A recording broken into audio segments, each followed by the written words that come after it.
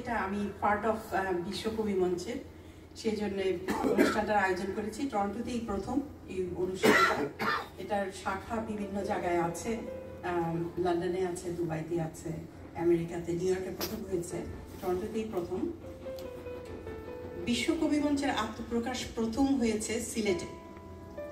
সাদি ভাই এটা উল্লেখ করেছেন, হ্যাঁ, সিলেটে ভারতীয় কবি আশিস সান্যাল উনি উদ্বোধন করেছিলেন 2013 সালে।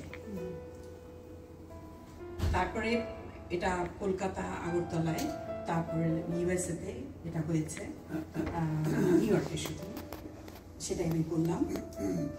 এটা একটা বিশ্বের কবিদের একটা যোগাযোগ মাধ্যম বলবো,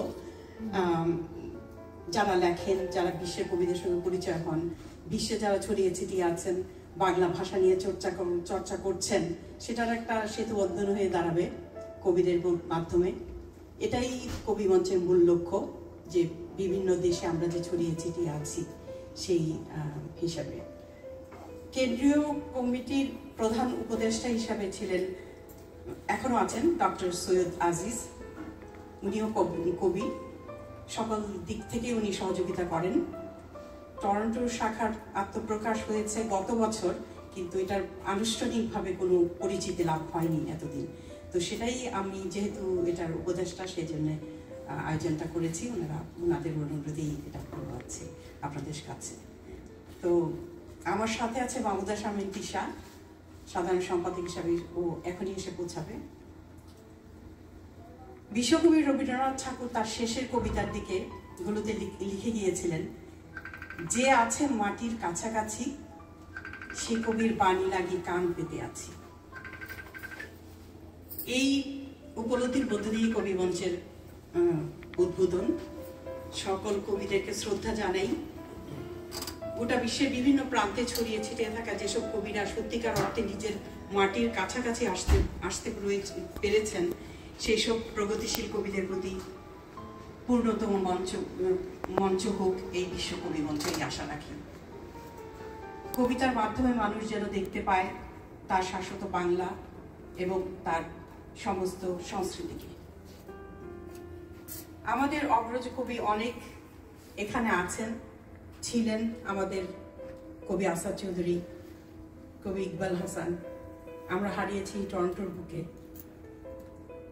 তাদেরকেই আমরা অনুসরণ করে বলবো, অনুপ্রেরণাও পেয়েছি অনেক, যখনই ওনাদের সান্নিধ্যে গিয়েছি লেখার জন্য, পড়ার জন্য, বাংলাকে আরো পড়তে, বই পড়তে, কিভাবে পড়তে হয়, প্রত্যেকটা জিনিস কিভাবে লিখতে হয়, জানতে হয়। আমরা লিখি, অনেকেই লিখি, কিন্তু আসল কবি হওয়াটা যে কতটুকু কষ্টকর ব্যাপার, সেটা ওনাদের কাছে গেলে বোঝা যায়, নাথিং, আমরা কিছুই না। আসলে জানার অনেক বাকি, অনেক কিছু বাকি। লিখতে লিখতে তারপরে গিয়ে একটা জায়গায় গিয়ে পৌঁছানো যায়, এত সহজে পৌঁছানো সম্ভব না। আমরা এত কথা না বলে প্রথমেই আহ্বান করি জেবুন নাহারকে, কবিতা শুরু করুক। আমরা কবিতায় চলে যাই। এখানে অনেকে আছেন, এক একজনের নাম বলার কি বলবো, সবাই সবাইকে চিনেন। রিজাউল আছেন, জসিম পল্লিক, সাদি ভাই, সৈয়দ ইকবাল আর্টিস্ট, মনির, সিরাজুল মনির ভাই, তারপরে নাদিম ইকবাল এখানে আছেন, তারপরে জামিল বিন খলিল, তাসলিমা হাসান আছেন আমাদের সামনে। উনি কবি ইকবাল হাসানের ওয়াইফ, আপনারা জানেন, তাই নতুন করে পরিচয় করার কি বলবো। আসিফ চৌধুরী আমাদের কবির ছেলে, নাদিম ইকবাল ভাই তো বললামই, আর শাওলি আছে ওনার মেয়ে। সবাইকেই স্বাগত জানাচ্ছি। আমি অত্যন্ত খুশি যে আমার আমন্ত্রণে আপনারা আসতে পেরেছেন। আমাদের দুলাল ভাই আছেন, উনি নাটকের সঙ্গে সংযুক্ত। মনির শফিক ছিলেন একটু, উনি সব দেখে চলে গেছেন আজকে। তো ইতিহাস কাজী আমাদের, তার হাজব্যান্ড আছে এখানে অনুষ্ঠানে। তো আমরা শুরু করি। প্রথমেই ডাকবো জেবুন নাহারকে, তার কবিতা নিয়ে আসুক এবং আমাদেরকে পরপর দুটি কবিতাও শোনাবে নিজের লেখা। ধন্যবাদ।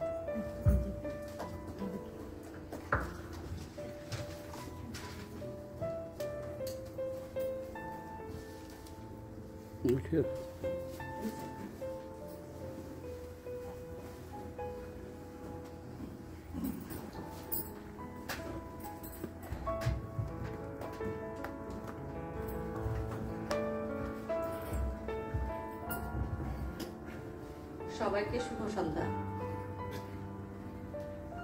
আজকে সৈয়দা রুকসানা নুরুল আমন্ত্রণে বিশ্বকবি মঞ্চে এসে নিজেকে খুব ভালো লাগছে। আমি জাস্ট আমার মনের কথাগুলো লিখে যাই, এগুলা কবিতা হয় বা হয় কিনা আমি জানি না। আমার যা মনে হয়, কবি হতে হলে যে গুণাগুণ দরকার সেগুলা সেজন্য অনেক পড়তে হয়, জানতে হয়। সেগুলো আমার মধ্যে এখনো আমি সেগুলো রপ্ত করে উঠতে পারিনি। আমি কবি আসাদ চৌধুরী, কবি ইকবাল হাসান, তাদেরকে স্মরণ করছি, তাদের আত্মার মাগফিরাত কামনা করছি এবং তারা যেন ওই পারে অনেক শান্তিতে থাকেন। তাদের এই শহরে সাহিত্যকে প্রতিষ্ঠিত করার জন্য তাদের অবদানকে আমাদের সারা জীবন মনে রাখতে হবে। কারণ আমি ছিলাম না তখন এই শহরে, আমার সৌভাগ্য হয়নি তাদেরকে দেখা বা তাদের সান্নিধ্য পাওয়ার। তো তারপর আমি যতটুকু জানি, যতটুকু দেখেছি, জানছি, তার থেকে তাদেরকে আমি অনেক অনেক শ্রদ্ধা জানাই এবং সারা জীবন স্মরণ করব। তো আমি আমার লেখা পড়ছি, আমি আবৃত্তি করতে পারি না, তবুও পড়ার চেষ্টা করছি। আমার প্রথম কবিতার নাম তবু সে বেঁচে থাকে। সারা নিশি গেল কেটে, প্রভাত আলোর পাখি ডাকে, আখি জলে ভিজলো বালিশ, ডাক দিলে না তুমি তাকে। ডাগর নয়না ভাগ্যের হাতে সঁপে দিল জীবন তরি, রান্না করে কেটে কেটে দহন হলো অবলা নারী। তবু আশা প্রিয়তম তার আসবে ফিরে আবার ঘরে, আলতা পরে নুপুর পরে নতুন সাজে সাজে যে সে। একদিন হঠাৎ আকাশ থেকে ডাকলো তোমায় চলে যেতে, বুকের ব্যথা চেপে রেখে বাধ্য হলো বিদায় দিতে। সকল আশায় ঘুরে বালি, দাফন হলো স্বপ্নগুলো। কেউ বা তাকে করুণা করে, কেউ বা ভাবে পথের ধুলো। তবু সে বেঁচে থাকে। আমার দ্বিতীয় কবিতা সমাপ্তি।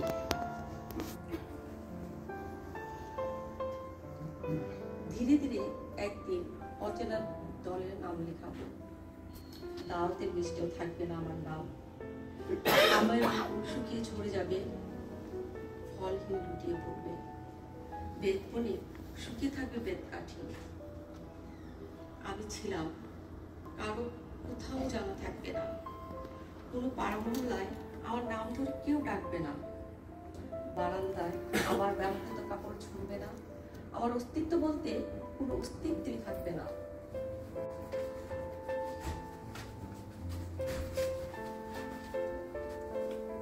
একদিন কবরের উপরে লেখা আমার নাম প্লেটটা ঝড়ে ভেঙে যাবে, তারপর মাটির সাথে মিশে যাবে আমার শেষ চিহ্ন কবরটুকু। সবাইকে ধন্যবাদ।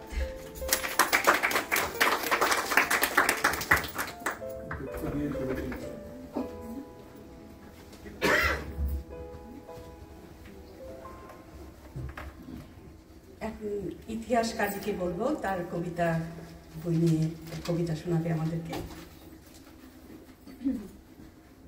এটি তার প্রথম বই, এবার বইমেলাতে প্রকাশিত হয়েছে 2025-এ।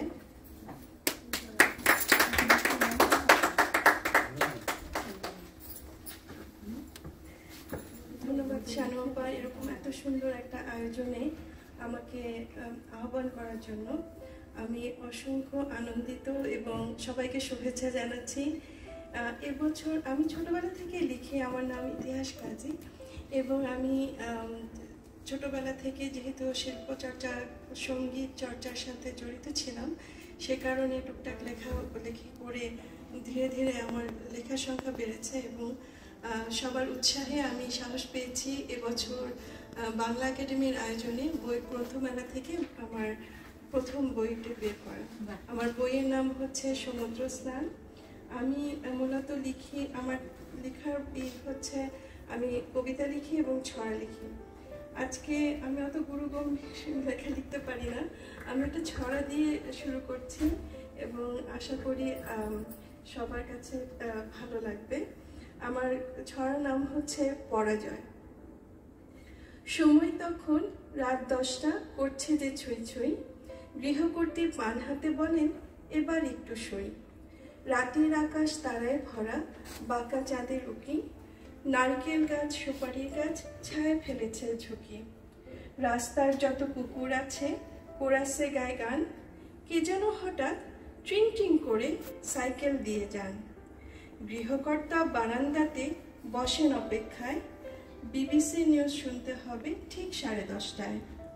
মাঝের ঘরেতে আনমনা হয় একটি মাত্র কন্যা, ডিম লাইটে চলতে থাকে হিন্দি গানের বন্যা। শাহরুখ কি সালমান কিংবা আমির খান, বোঝা মুশকিল কে যে প্রিয় কে যে জান। স্বপ্নেতে সে বিভোর হয়ে যায় নাওয়া খাওয়া ভুলে, কেউ জানে না আজ আর কাল থাকে কোন মুশকুলে। উত্তরের ওই কোনার রুমে এ বাড়ির ছেলে রাতগুলো পার করে দেয় সে ফোনটি হাতে পেলে। প্রিয়ার সাথে ফিসফিস করে কথা বলে সারা রাত, এমন করেই কথা বলে বলে প্রেমের জালে কাত। এমন সময় খুটখুট করে আওয়াজ হলো গেটটায়, আবার থেমে যায় সে শব্দ, গৃহকর্তা টের পায়। আজ আমাকে করতেই হবে, কিছুতেই আর পারছি না, চুরি বাটপারি যাই হোক কিছুতেই আমি হারছি না। টাকা চাই আরো টাকা চাই, কোনো কথাই মানছি না, এ বাসা ও বাসা করে বারবার আমি কিছুতেই থামছি না। এমনটা ভেবে একটি ছেলে পরপর দেয় লাভ, দেয়াল ভেঙে গেট ডিঙিয়ে আবার একটা ঝাঁপ। রাস্তার কুকুরগুলো করে ওঠে ঘেউ ঘেউ, দেখলো নাকি কেউ? কই, এ বাসায় চুপচাপ সব, অনেক সুযোগ আছে, তাড়াতাড়ি চুরি করতেই হবে, পাই হাতে যা যা কাছে। বাড়ির কর্তা আর নজরে সব দিকে ফেলে দৃষ্টি, এ বাড়ির এক একটি জিনিস সবই যে তার সৃষ্টি। বহু যতনের বাগান যে তার, প্রতিটা ইটের কোনা সবকিছুতেই নিখুঁত করে তার হাত আঁকা আলপনা। হঠাৎ চোখ আটকে পড়ে ছায়ার নড়াচড়া, এত রাতে এদিকটাতে কার কি আছে করা। চোর চোরটায় ভরে গেছে দেশ, ফেটে পড়েন ক্ষোভে, চোর বেটা তুই এসেছিস আজ কি কি চুরি লোভে। বাগানে গিয়ে নেয় সে পিছু ছায়ামূর্তির কিছু দূরে, জানলাগুলোর পাশ দিয়ে ছায়াটা শুধু শুধু ঘুরে। খপ করে ধরে ফেলেন, চিৎকার দেন জোরে, চোর ধরেছি চোর ধরেছি, কি আছিস তোরা ওরে। একে একে সবাই এলো, কি হলো কি হলো, চোরকে জেলে দিতেই হবে, পুলিশকে ডেকে বলো। ছেলেটি বলে বসে, নইতো আমি চোর। গৃহকর্তা চেঁচিয়ে বলেন, কত সাহস তোর, জানিস আমি কে, এই ধর তো পিটিয়ে ওকে নেংটো করে দে। এবাড়ির ছেলে ফোন ধরে বলে, হ্যালো ডার্লিং জানো, ধরা পড়েছি চোর বাবাজি, কথা আর নয় কোনো। ফোনটা রাখি তাই, টাটা বাই বাই। বাড়ির মেয়েটি দেখলো যখন, ভাবলো মনে মনে, চেনা চেনা চেহারাটা দেখেছি কোনোখানে। মেয়েটি বলে, মা বাবাকে বারণ করো আজি, এমন করে চোর চোর বলা বাবাটার বাজে কাজী। গৃহকর্ত্রী রেগে বলেন, কেন রে এমন বলিস, চিনিস নাকি দেখ শম্পা, ভালো হয়ে চলিস। বাড়ির ছেলে ট্রাই করলো, লাইন যায় রং নাম্বারে, যে ধরেন সে বলেন, ভাইরে এত রাতে কি বারে বারে। বলেছি তো এটা থানা নয় পাগলা গারদখানা, ভর্তি হতে পারেন এখনই, তাতে আর নেই মানা। শেষমেশ সে হাল ছেড়ে দেয়, বাবার সাথে চোর বাঁধে। মেয়েটি বলে, বাবা আসতে, ব্যথা লাগছে ওর কাঁধে। বাবা বলেন, ইয়ার্কি নাকি, চোরকে আদর করব, গরম পানি ঢালবো মাথায়, মারবো এবং ধরবো। এমন সময় ছেলেটির গা খিচুনি দিয়ে ওঠে। আবার সে বলে, বিশ্বাস করুন আমি চোর নই মোটে, বাড়িতে আমার সবাই শত্রু, বাবা মা বোন ভাই, কার কাছে হাত পাতবো কার কাছে বাজাই। আপন কেবল আফিম আমার কিংবা প্যাথেড্রিন, টাকা পয়সা কিচ্ছু চাই না, প্লিজ আমায় ছেড়ে দিন। অবাক সবাই এসব শুনে, সত্যি মিথ্যা কোনটা? গৃহকর্তীর চোখে জল আসে, খারাপ হয় যে মনটা। দেশটাতে আজ কি যে হলো, হচ্ছে এসব কি? কেউ জানে না আমরা এখন কোথায় এগোচ্ছি। বমি বমি লাগতে থাকে, হাত পা ওঠে কেঁপে। অন্যায়টা তোমার আমার নাকি সমাজের মেপে? বিচার করার সময় হয়তো এখনো আছে বাকি। এভাবে বেঁধে রেখে তাকে মেরে ফেলবে নাকি? অবশেষে হাসপাতালে ভর্তি করা হলো। ছেলের বাবা মায়ের কাছে খবর দিতে চলো। কান্নাকাটি হল্লাহটি সময় এখন নয়, রুখতে হবে কঠিন করে এহেন পরাজয়। আজ তাহলে রাখি, অন্য একটা গল্প না হয় রয়ে গেল বাকি।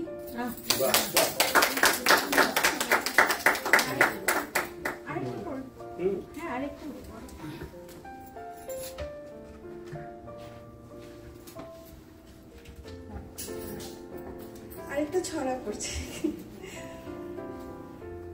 ছড়াটার নাম হচ্ছে ধুলো মাখা পথে।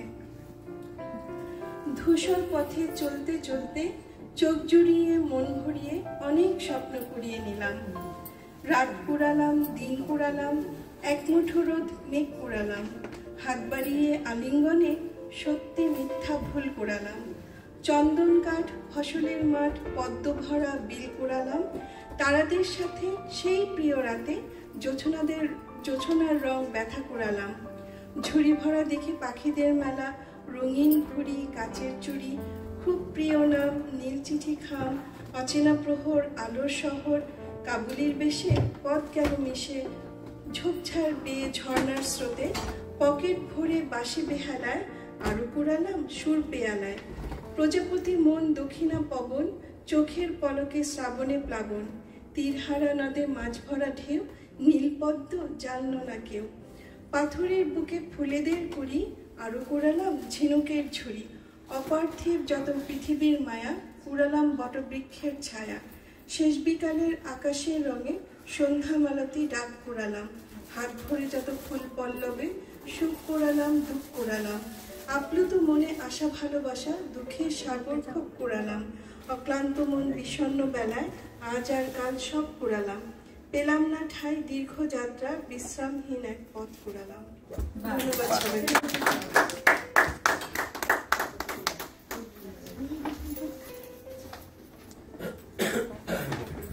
ধন্যবাদ ইতিহাস। খুব সুন্দর দুটো ছড়া, আমরা খুব উপভোগ করলাম। আজকে আপনারা জানেন যে টরন্টোতে অনেকগুলো অনুষ্ঠান হচ্ছে, সবাই খুব তাড়ায় আছে যে ওই রবীন্দ্র জয়ন্তীর উৎসবে যাবে সেখানে। তো আমি কবি আসাদ চৌধুরীর মেয়ে শাওলিকে আমন্ত্রণ জানাচ্ছি আমাদেরকে কবিতা পড়ে শোনানোর জন্য।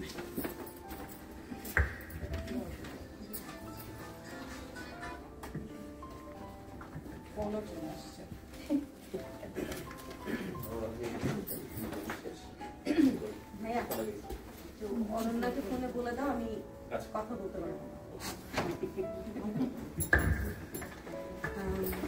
সবাইকে শুভ সন্ধ্যা। বিশ্ব কবি মঞ্চ টরন্টো শাখা কানাডাকে কি বলবো, শুভেচ্ছা, অনেক অনেক শুভকামনা।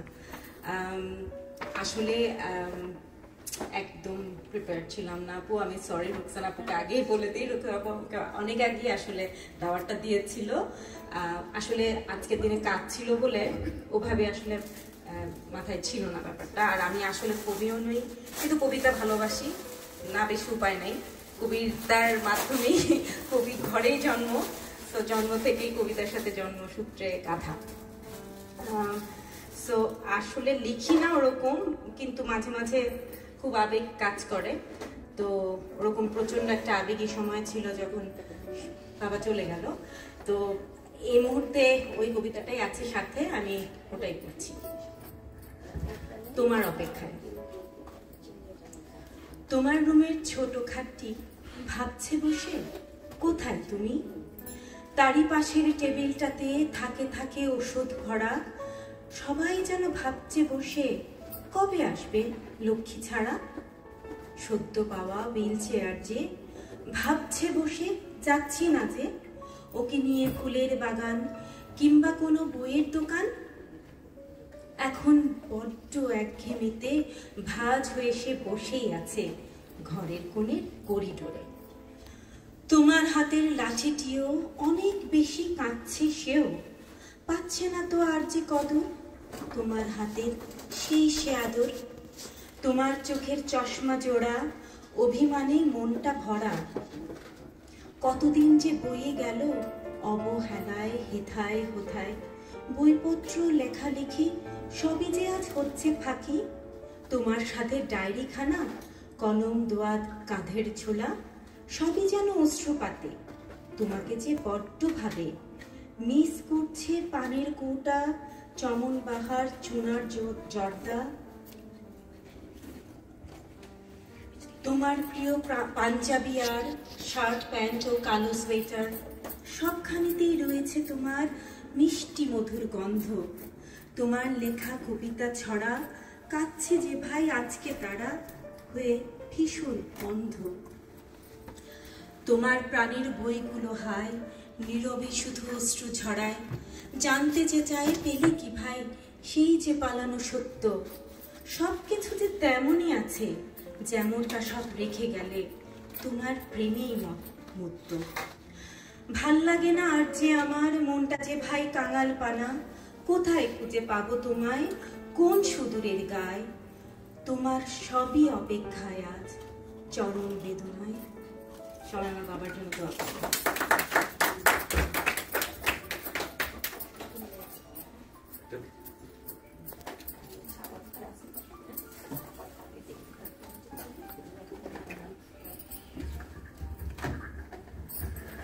ডেকে নেব আসিফ চৌধুরীকে কবিতা নিয়ে। তুমি কি নিজের কবিতা পড়ে বলছিলে না? কি করা যায়, মন তো মানে না, নিয়ম মানে না। বিশ্ব কবি মঞ্চ, টরন্টো শাখা, কানাডা। বিশ্ব কবি মঞ্চে আমি এই সুযোগটা হাতছাড়া করতে পারলাম না। যদি আমি কবি না, তো মনে হলো একটু ভাব নেই, একটু কবির ঘরে জন্ম, তো সুযোগটা হাতছাড়া করি না। যদিও কবি লেখা হয় গোপনে, উল্টাপাল্টা কিছু। শাওলি আমার মনটা খুব জ্বালায়, লিখতে হবে কিছু করে। তো অনেক স্মৃতি কবিতার সাথে, কবিদের সাথে অনেক স্মৃতি। আমরা তখন চিকাতলার বাসায়, তখন যেখানে শাওলির জন্ম, তখন অনেকদিন আগে রোববার দিন ছুটি ছিল এক সময়, শুক্রবার আগে রোববার দিন ছুটি ছিল। তো রোববার দিন 10টা-11টার সময় আমাদের বাসায়, চিকাতলার বাসায়, টিনের বাসা, সেই বাসাতে সব কবিদের একটা সমাগম হতো। মনে আছে রফিক আজাদ চাচা, মহাদেব চাচা, নির্মলেন্দু চাচা, অসীম সাহা, রুদ্র মোহাম্মদ শহীদুল্লাহ, একদম ট্যাংটাঙ্গা কাঠি, তারপর আব্দুল মান্নান সৈয়দ, সব, ইকবাল, ইলিয়াস চাচা অবশ্য তেমন একটা ওরকম গ্রুপে আসতেন না। তো আমাদের কাজ ছিল তাদের একটু যন্ত্রণা দেওয়া, কবিদের যন্ত্রণা দেওয়া। যেমন নির্মলেন্দু গুণের চাচার কাঁধে চড়তাম আমি, তার চুল বড় ছিল, সিম খেলতাম আমি। কবিতা থেকে কবিতার স্মৃতিগুলি একটু বলতে যাচ্ছিলাম, বিকজ ওই পরিবেশে বড় হওয়া, ওই একটা সুন্দর একটা মিষ্টি একটা সময় ছিল আমাদের। তো যাই হোক, কবিতার আমার বলতে সুন্দর করে পড়লেন, আর দারুণ ছিল কবিগুলি, খুব সুন্দর কবিতা। আমরা ভাবলাম যে আর কটা পড়বো, আপনি তো কিপটামি করলেন। যাই হোক, আমি লিখি না, তবে কিছু কারণে কবিতা লেখা হয়। আমাদের এখানে একটা বন্ধু আছেন জামিল, ও বিভিন্ন বিষয় নিয়ে ধামধাম করে লিখতে পারে, সুন্দর কবিতা। তো আমার এই একটা কবিতা হয়েছে কিনা জানি না, তবে এটা ছিল একটা সময় বাংলাদেশে যারা বাংলাদেশের বিরুদ্ধে ছিলেন, বাংলাদেশের জন্মের বিরুদ্ধে ছিলেন, তারা এক সময় বাংলাদেশে মন্ত্রী হন একটা সময়, এবং তার গাড়িতে বাংলাদেশের স্বাধীন সার্বভৌম বাংলাদেশের লাল সবুজের পতাকা ওড়ে। তো ওটা খুব খারাপ লাগছিল, একটা কষ্ট ছিল যে তারা দেশ চায়নি, তারা বাংলাদেশ চায়নি, কিন্তু পলিটিক্স ইজ পলিটিক্স, রাজনীতি। তো সেটার প্রতিবাদে তখন 97, যদি ঘটনাটা আগে ঘটে, 97 ওই সময় এটা নিয়ে লিখলাম, ছিল স্বাধীনতা নিয়ে লেখা।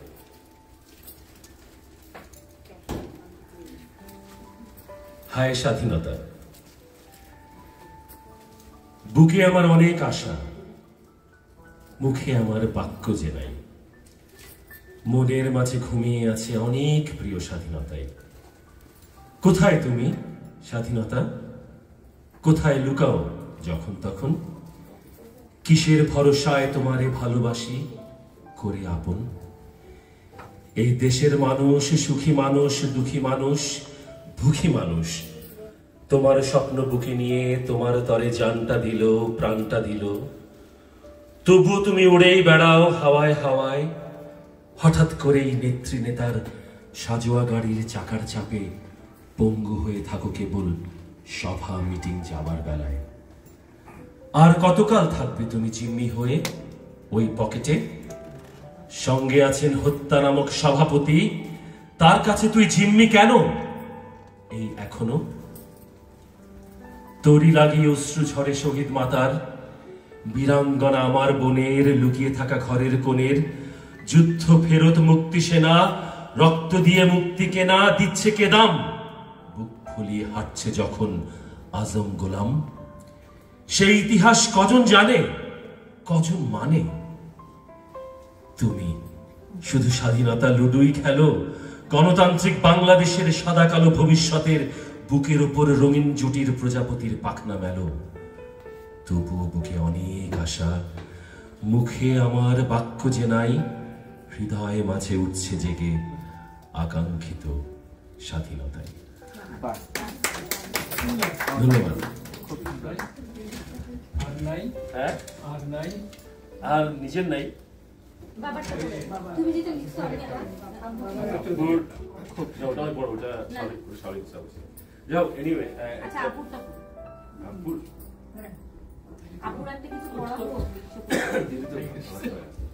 আচ্ছা ঠিক আছে, আপুর একটা থ্যাংক গড।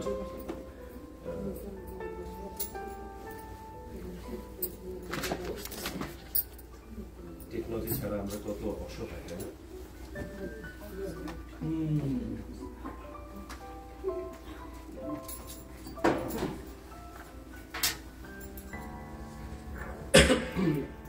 আপুর এই কবিতাটা আমি পড়ি না, সাহস করে পড়তেছে করতে শাওলি থেকে একটু ভাব নিচ্ছে, দেখি হয় কি।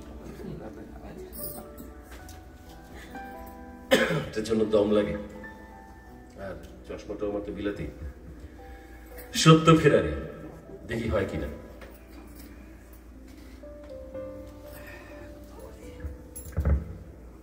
কবিরা বোধ হয় সত্যের খোঁজেই থাকেন, সত্যের এবং সুন্দরের।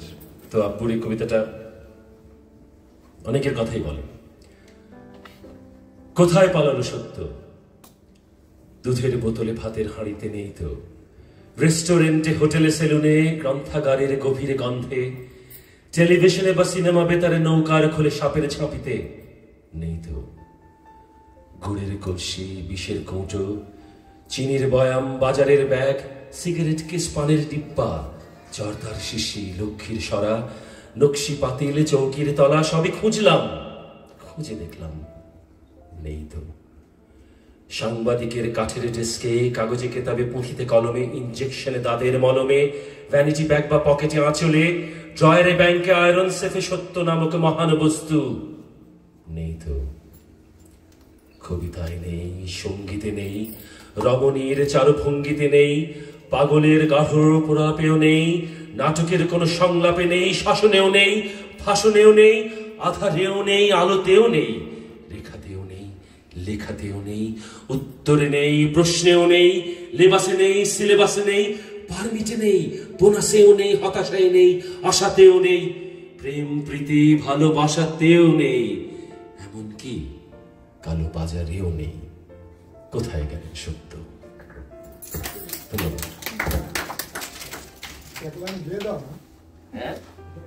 আচ্ছা, এক লাইন গাওয়ার কথা বলছে তো আমার বাপজান, আমার বাপজানেরও বাপজান যে আরিফ চৌধুরী, তিনি একটু বহিমিয়ান টাইপের লেখক ছিলেন। উনি গান গাইতেন, ইনস্ট্যান্টলি গান লিখতেন। তো গান গাচ্ছি না, তবে দাদার লেখা 4 লাইন মনে আছে, যেটা হারুন চাচা আমাদের বলছিলেন ছোটবেলায়। তো বোধহয় খুবই কাজী নজরুল ইসলাম ইনফ্লুয়েন্সড, প্রভাবিত, তার লেখা দ্বারা প্রভাবিত। তো ওনারটা ছিল কি, ভাং ভাং শৃঙ্খল ওরে উচ্ছৃঙ্খল উন্মাদে কলরবে জয় কর সৃষ্টি, ভাং ভাং শৃঙ্খল ওরে উচ্ছৃঙ্খল উন্মাদে কলরবে জয় কর সৃষ্টি। একটু কি বাকিটুকু মনে নেই, শুধু ওই পিচিকালে যখন যতটুকু মনে ছিল ওটুকু মনে ছিল। এটা আমার দাদার লেখা, আমি বাকিটা যোগে করতে পারিনি। বাট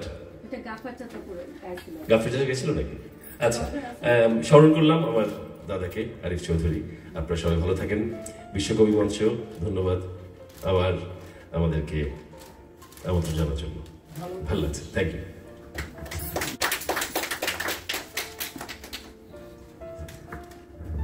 ধন্যবাদ আসিফ, খুব ভালো লাগলো। দুটো কবিতাই, একটি ওর বাবার, একটি নিজের লেখা, এবং তার দাদার গানটিও খুব উপভোগ করলাম আমরা। 3 প্রজন্মে একসঙ্গে আমরা এখানে দেখতে পেলাম। তো এখন আমি জামিল বিল খলিলকে এখানে আসতে বলবো। আমরা সবাই চিনি ওকে টরন্টোতে, খুবই চেনা মুখ। আমি বলবো জামিল নিজের পরিচয়টা নিজেই কিছু বলুক, তারপরে একটি কবিতা করে আমাদেরকে শোনাবে। ধন্যবাদ।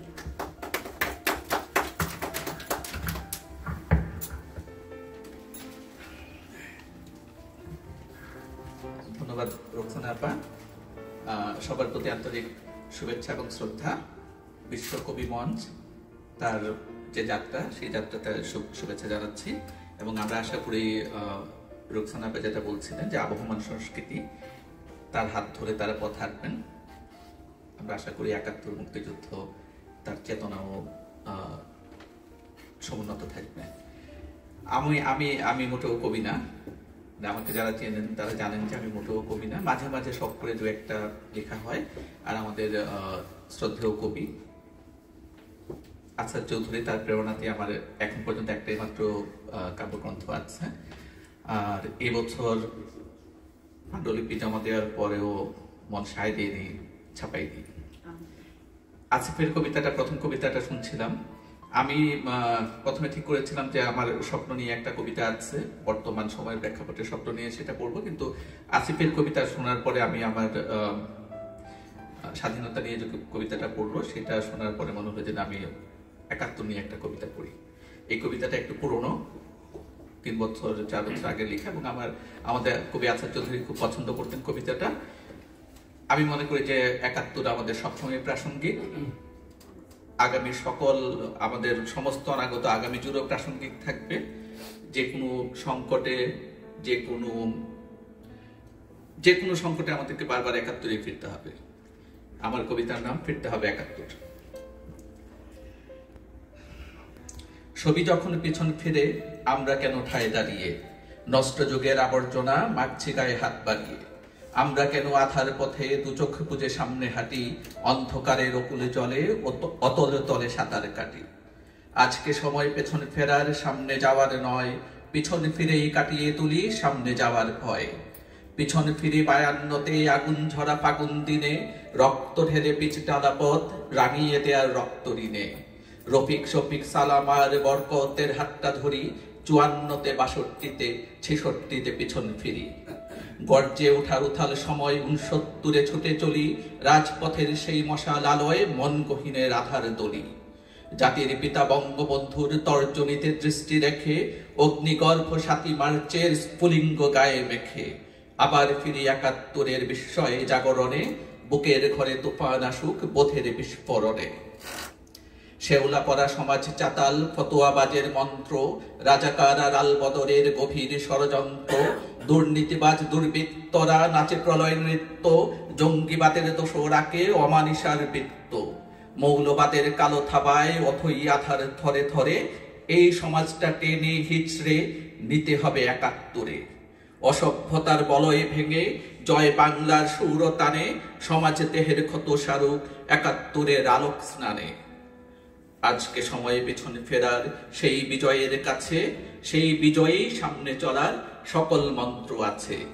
একাত্তরের সেই বিজয়ে সকল মন্ত্র আছে। মন্ত্র আছে আত্মত্যাগের, মন্ত্র জেগে ওঠার, মন্ত্র আছে অথই নিশায় আগুন হয়ে ফোটার, মন্ত্র আছে বিভেদ ভুলে এক কাতারে চলার, মন্ত্র আছে আকাশ কাপা বজ্র স্লোগান তোলার, মন্ত্র আছে ত্রস্ত হাতে অস্ত্র তুলে নেয়ার, মন্ত্র আছে বুলেট মুখে বুক চিতিয়ে দেয়ার, মন্ত্র আছে অঙ্গীকারের, মন্ত্র আছে বোধের, মন্ত্র আছে শত্রুনাশের, মন্ত্র প্রতিশোধের, মন্ত্র আছে সাম্যবাদের, মন্ত্র আছে আশার, মন্ত্র আছে জীবন দিয়ে দেশকে ভালোবাসার, মন্ত্র আছে মৌলবাদের ত্রুটি চেপে ধরার, মন্ত্র আছে অসাম্প্রদায়িক শুদ্ধ দেশ গড়ার। আর দেরি নয় আয় কৃষাণী, আইরে মজুর কুলি, আয় কিশোরী, আইরে শিশু, আয় নিয়ে রং তুলি, আইরে তরুণ বৃদ্ধ যুবা, আইরে ছুটে কবি, আইরে নিয়ে বুকের ভেতর যত্নে আঁকা ছবি। এই বিজয়ে পিছন ফিরি, সামনে যাওয়া নয়, একাত্তরে ফিরে গিয়েই কাটিয়ে তুলি ভয়। বর্ণচোরা মুখোশ পরা শত্রু চিনে সবে, একাত্তরে ফিরে গিয়েই সামনে যেতে হবে। একাত্তর যে অগ্নিগিরি, একাত্তরেই ফিরি, একাত্তর যে মুক্তিশিরি, একাত্তরেই ফিরি, একাত্তর যে বন্যী শিখা, একাত্তরেই ফিরি, একাত্তর যে আলোক টিকা, একাত্তরেই ফিরি। একাত্তরে ফিরতে হবে, ফিরব বারংবার, একাত্তরেই ফিরতে হবে, ফিরব বারংবার। সেই বিজয়ী লুকিয়ে আছে, বিজয় অনিবার, একাত্তরের বিজয় পথেই বিজয় অনিবার। ধন্যবাদ।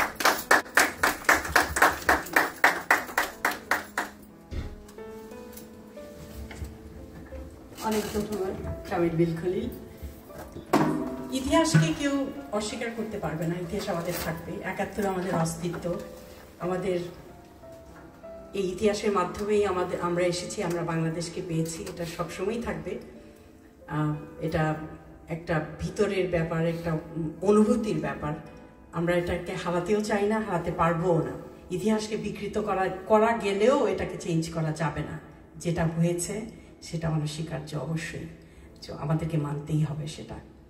এখন আমি কবি ইকবাল হাসানের পত্নী, কবি পত্নী, কবি তাসলিমা হাসানকে বলবো ওনার কবিতা নিয়ে আমাদের কিছু বলার জন্য। Thank you.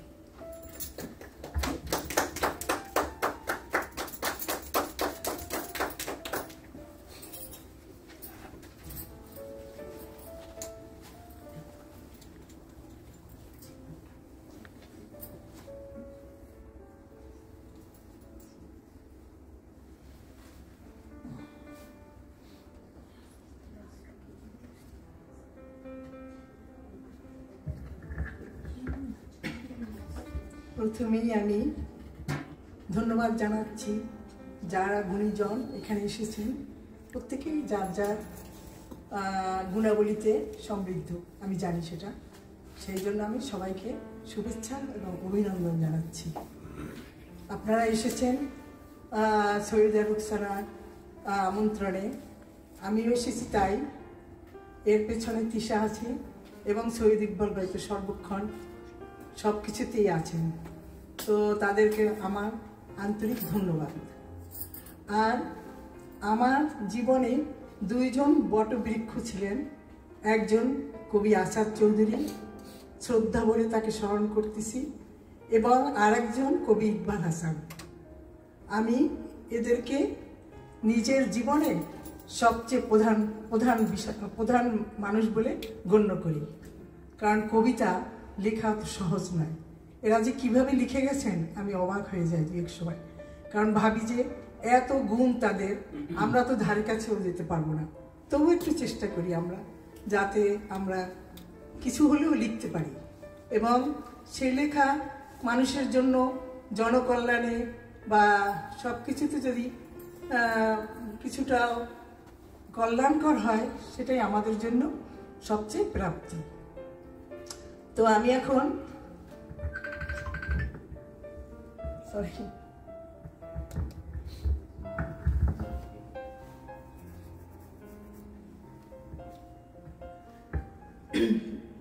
বিশ্ব কবি মঞ্চ আয়োজিত আজকের এই কবিতা সন্ধ্যায় সমবেত কবি ও কবিতা প্রেমী আপনাদের সকলের জন্য শুভেচ্ছা। আয়োজকদের প্রতি আমি নিবিড় নিবিড় কৃতজ্ঞতা জ্ঞাপন করছি আমাকে এমন একটি চমৎকার সভায় স্বরচিত কবিতা পাঠের আমন্ত্রণ জানানোর জন্য। কবিতার সাথে আমার বসবাস শৈশব থেকে। প্রকৃতি আর মানুষের সম্পর্ককে আমি শৈশবেই কবিতার কথায় গাঁথবার চেষ্টা করেছি। লেখালেখির মধ্য পথ থেকে যদিও আমার সাহিত্য চর্চার প্রধান সুর হয়ে উঠেছে ছোট গল্প। গল্পের ভিতর দিয়ে জীবন উপলব্ধির বিপুলতাকে আমি স্পর্শ করতে চেয়েছি, কিন্তু এও সত্যি যে আমার গল্পের বাসা বেঁধেছে কাব্যময়তা। কবিতার কোমল তাল ও লয়কে আমি কিছুতেই এড়িয়ে যেতে পারিনি, যেন গল্পেও আমি লিখে চলি অন্য কোনো কবিতা। সবসময় আমার কল্পনা আর আবেগ প্রকাশের প্ল্যাটফর্ম হয়েছে কবিতা।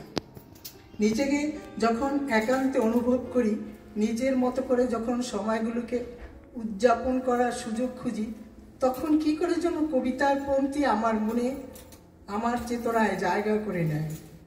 আমি ভীষণ আনন্দে হারিয়ে যেতে থাকি কবিতার খোলা বারান্দায়। আপনাদের জন্য আমার একটি কবিতা পাঠ করছি। কবিতার নাম নস্টালজিয়া। কোনো এক পূর্ণিমা সন্ধ্যায় দেখা হয়েছিল তোমার আর আমার। আলো আঁধারির লুকোচুরির মাঝে শুধু তোমায় দেখছিলাম অস্পষ্ট দৃষ্টিতে। চোখ ফেরাতেই পারছিলাম না, কিছুতেই কি অদ্ভুত মায়ার টানে চোখ ক্ষণে ক্ষণে আটকে যাচ্ছিল তোমার দীপ্ত চোয়ালে, কপালে। তুমি হয়তো খেয়ালই করনি, তা ছিল আমার এক গোপন পরিভ্রমণ। সেই থেকে ধীরে ধীরে তোমার সব কিছু আমার ভালো লাগা হয়ে উঠল। তোমার হাসি, তোমার কথা বলার ভঙ্গি, তোমার চাহনি, তোমার কণ্ঠস্বর, সব আমার ভালো লাগতে লাগলো এক এক করে। আর আমার ভেতরে প্রবেশ করতে থাকলো তোলপাড় করার সব কাণ্ড। তোমাকে দেখার পর আমি নিজেকে বারবার আয়নায় দেখতে শুরু করি। যখন ড্রেসিং টেবিলের সামনে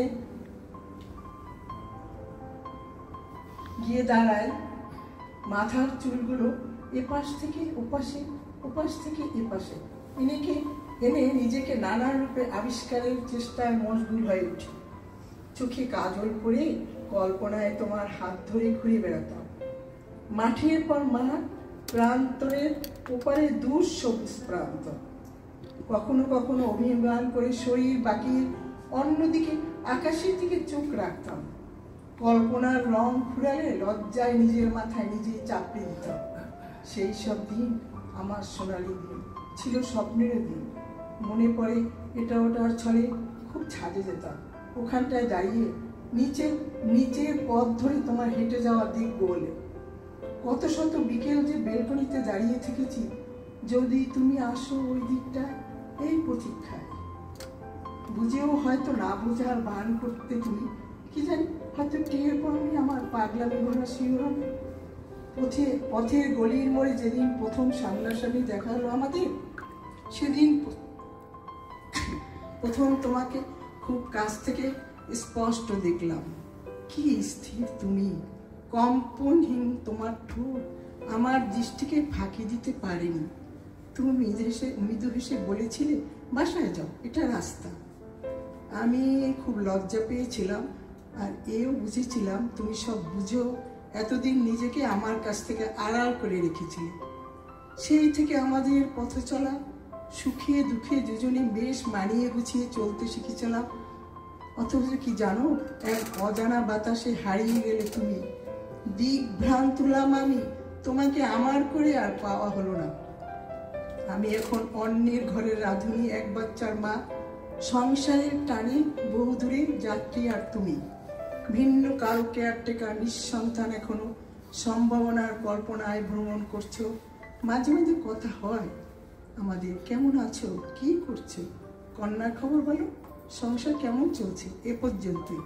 তারপর বিরতি। আমাদের দূরের যাত্রী আমরা, তবু জানি তবু ভালোবাসারা বেঁচে রয়, ভালোবাসারা কথা কয়। অজানা কোনো বাতাসে কিংবা বোঝা কোনো আহ্বানে ধন্যবাদ। আমার জ্বর বলা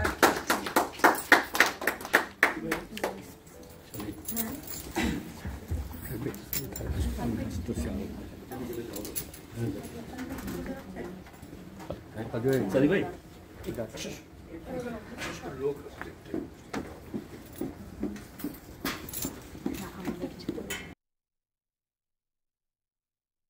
সবাই তাকে চেনেন, সবকিছু অর্গানাইজ করেন উনি। আমাদের বইমেলা, প্রিয় বইমেলা, সবকিছুই, সবার কবিতার নতুন বই, সবার সবার অসুবিধা সুবিধা উনি দেখে থাকেন।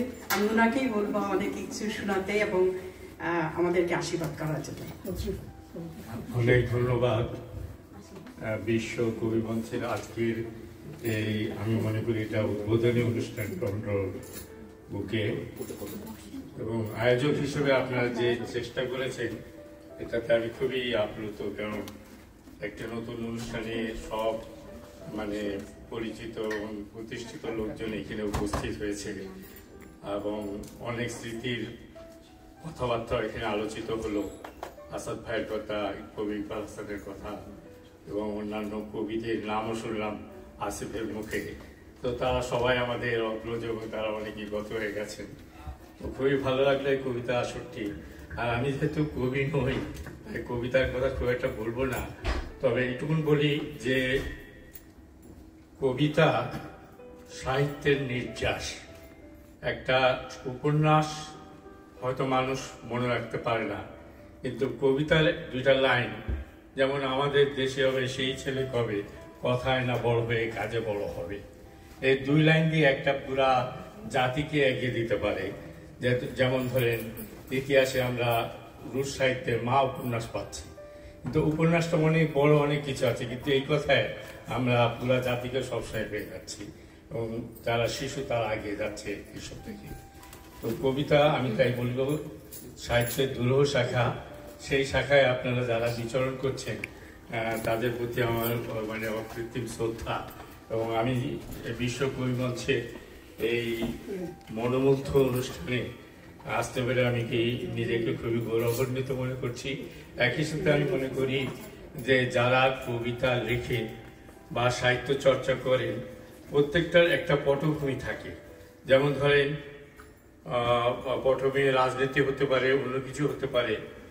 যেমন 1905 সালে বঙ্গভঙ্গ হওয়ার পরে রবীন্দ্রনাথ অনেক কবিতা লিখলেন, গান লিখলেন, যেগুলি আজ আমাদের পাথেয়, তাই না?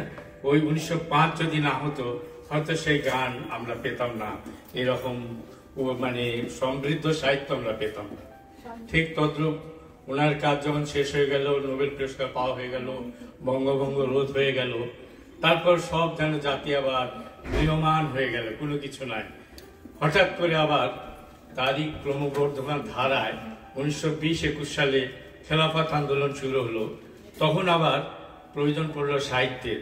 আর ঠিক তখন রবীন্দ্রনাথ ওই জায়গা থেকে অনেক দূরে চলে যে আসলো নজরুল তখন তার বিদ্রোহী কবিতা এবং এইরকম মানে শিকল ভাঙার গান, এরকম নানা ধরনের কবিতা লিখে তরুণ সমাজকে উজ্জীবিত করলো, রাজনীতিকে প্রভাবিত করলো এবং ধীরে ধীরে স্বাধীনতার পথে এগিয়ে গেল। ঠিক তদ্রূপ আমাদেরও জাতীয় জীবনে ৭১ বলেন, ৫২ বলেন, ৪৭ বলেন, করতে করতে আজ আমরা ২০২৪, তারপর ২০২৫ এসে পৌঁছে গেছি। তো আমাদের এই সময়ের যে স্মৃতি, যদি আমি কবি নই তা আমি অনুরোধ করবো যারা কবি আছেন তারা যদি এটাকে ছন্দবদ্ধ করতে পারেন, তাহলে আমার মনে হয় এই কালটাও নানাভাবে আমাদের পরবর্তী প্রজন্মের কাছে শ্রেণীবদ্ধ হবে বলে আমার দৃঢ় বিশ্বাস। আপনাদেরকে অজস্র ধন্যবাদ।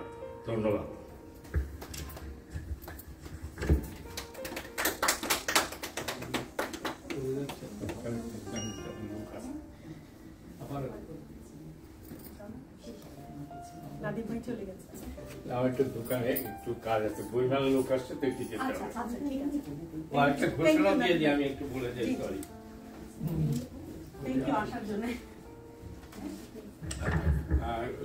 আরেকবার আসলাম। দীর্ঘ দিন ধরে আমাদের টরন্টোতে বইমেলা হয়ে আসছে এবং সেটা শুরু হয়েছিল 2007 সালে। আর সেই 2007 সালের দু একজন সারথী এখনো আমাদের সাথে আছেন, যেমন ইকবাল ভাই আছেন, জসিম ভাই আছে, আমাদের দুলাল ভাইরা আছেন। ওনারা 2007 সাল থেকে আজ হলো 2025 সাল, ক্রমাগতভাবে 19 বছর। এর ভিতর দিয়ে অনেক শিল্প সাহিত্যের শ্রেণী আমাদের যারা ছিলেন তারা অনেকে গত হয়েছেন, যেমন কবি ইকবাল হাসান ছিলেন, আসাদ ভাই তো ছিলেন আমার খুবই, মানে আমি বলতে চাই না ওনার অনেক কিছু, তবে উনি যে অনুপ্রেরণা আমাদের জন্য রেখে গেছেন আমি সেই অনুপ্রেরণাতেই এখন চলি। তো আমাদের এবারে 19তম টরন্টো বাংলা বইমেলা 31 এবং 1 জুন, 31শে মে এই মাস এবং 1 জুন আপনার আবার অনুষ্ঠিত হতে যাচ্ছে 2 দিন ব্যাপী। এই অনুষ্ঠানে আপনারা যদি আসেন, যোগদান করেন, তাহলে আমরা খুবই খুশি হব। আর একই সাথে এটা একটি দীর্ঘদিনের প্রতিষ্ঠান পরিণত হয়, আরও যদি সমৃদ্ধ করার কোনো মানে উপায় থাকে ভবিষ্যতের জন্য, সেই রকম যদি সদুপদেশ থাকে, সহযোগিতা থাকে, আমাদেরকে বললে আমরা চেষ্টা করব এবং আপনাদের চেষ্টা নিয়ে আমরা আরও আগে যাওয়ার চেষ্টা করব।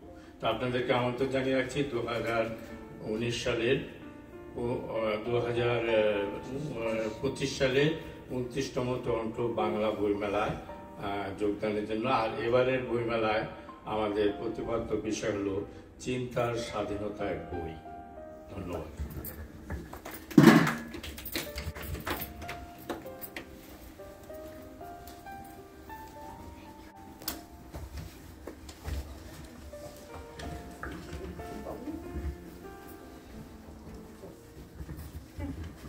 আমি মাহমুদা কাউসার তিশা। তা অনেকেই আমাকে চেনে এখানে, আবার অনেকের কাছে কিন্তু আমি খুব নতুন একটা মুখ। সত্যি কথা মানে এটা বলতে গেলে আমার প্রথম সৈয়দা রুকসানা বেগম, উনি বিশ্বকবি মঞ্চের সভাপতি, এবং আমি এখানে তার কাছে তারকে ভালো লেগে তার সাংগঠনিক উৎসাহ উদ্যোগ দেখে আমার খুবই ইচ্ছা হয়েছে যে তার সাথে থাকি।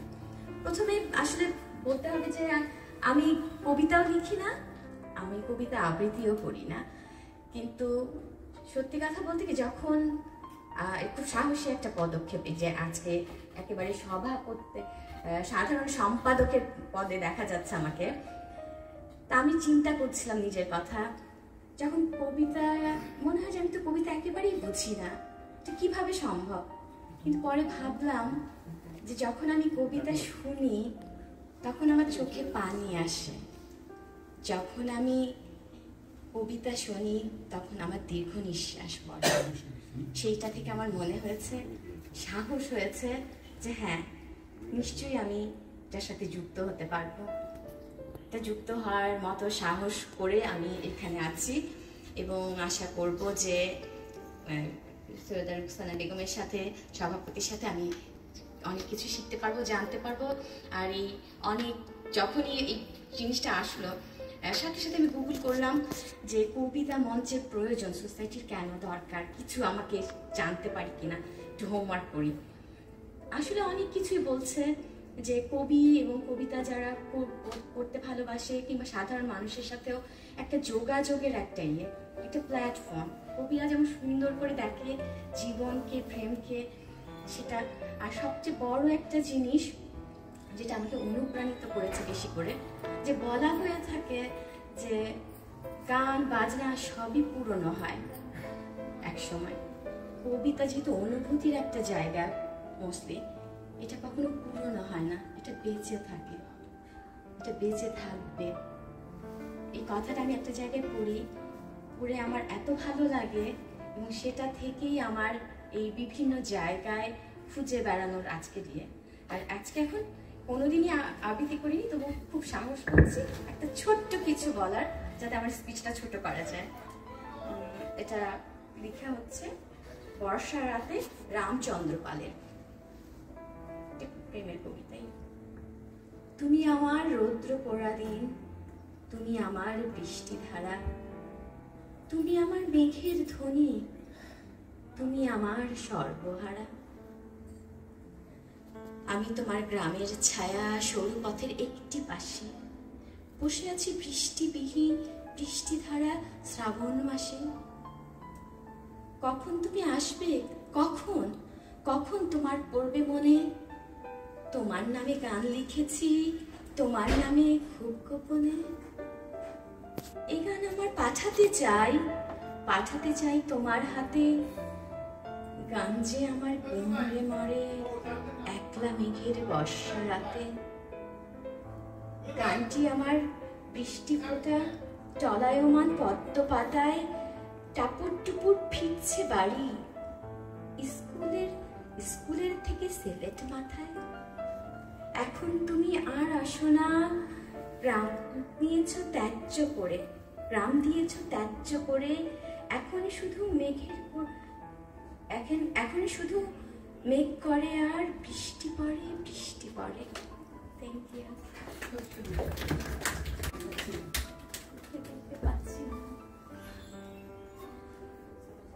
ফেসবুকে দিও না বাবা।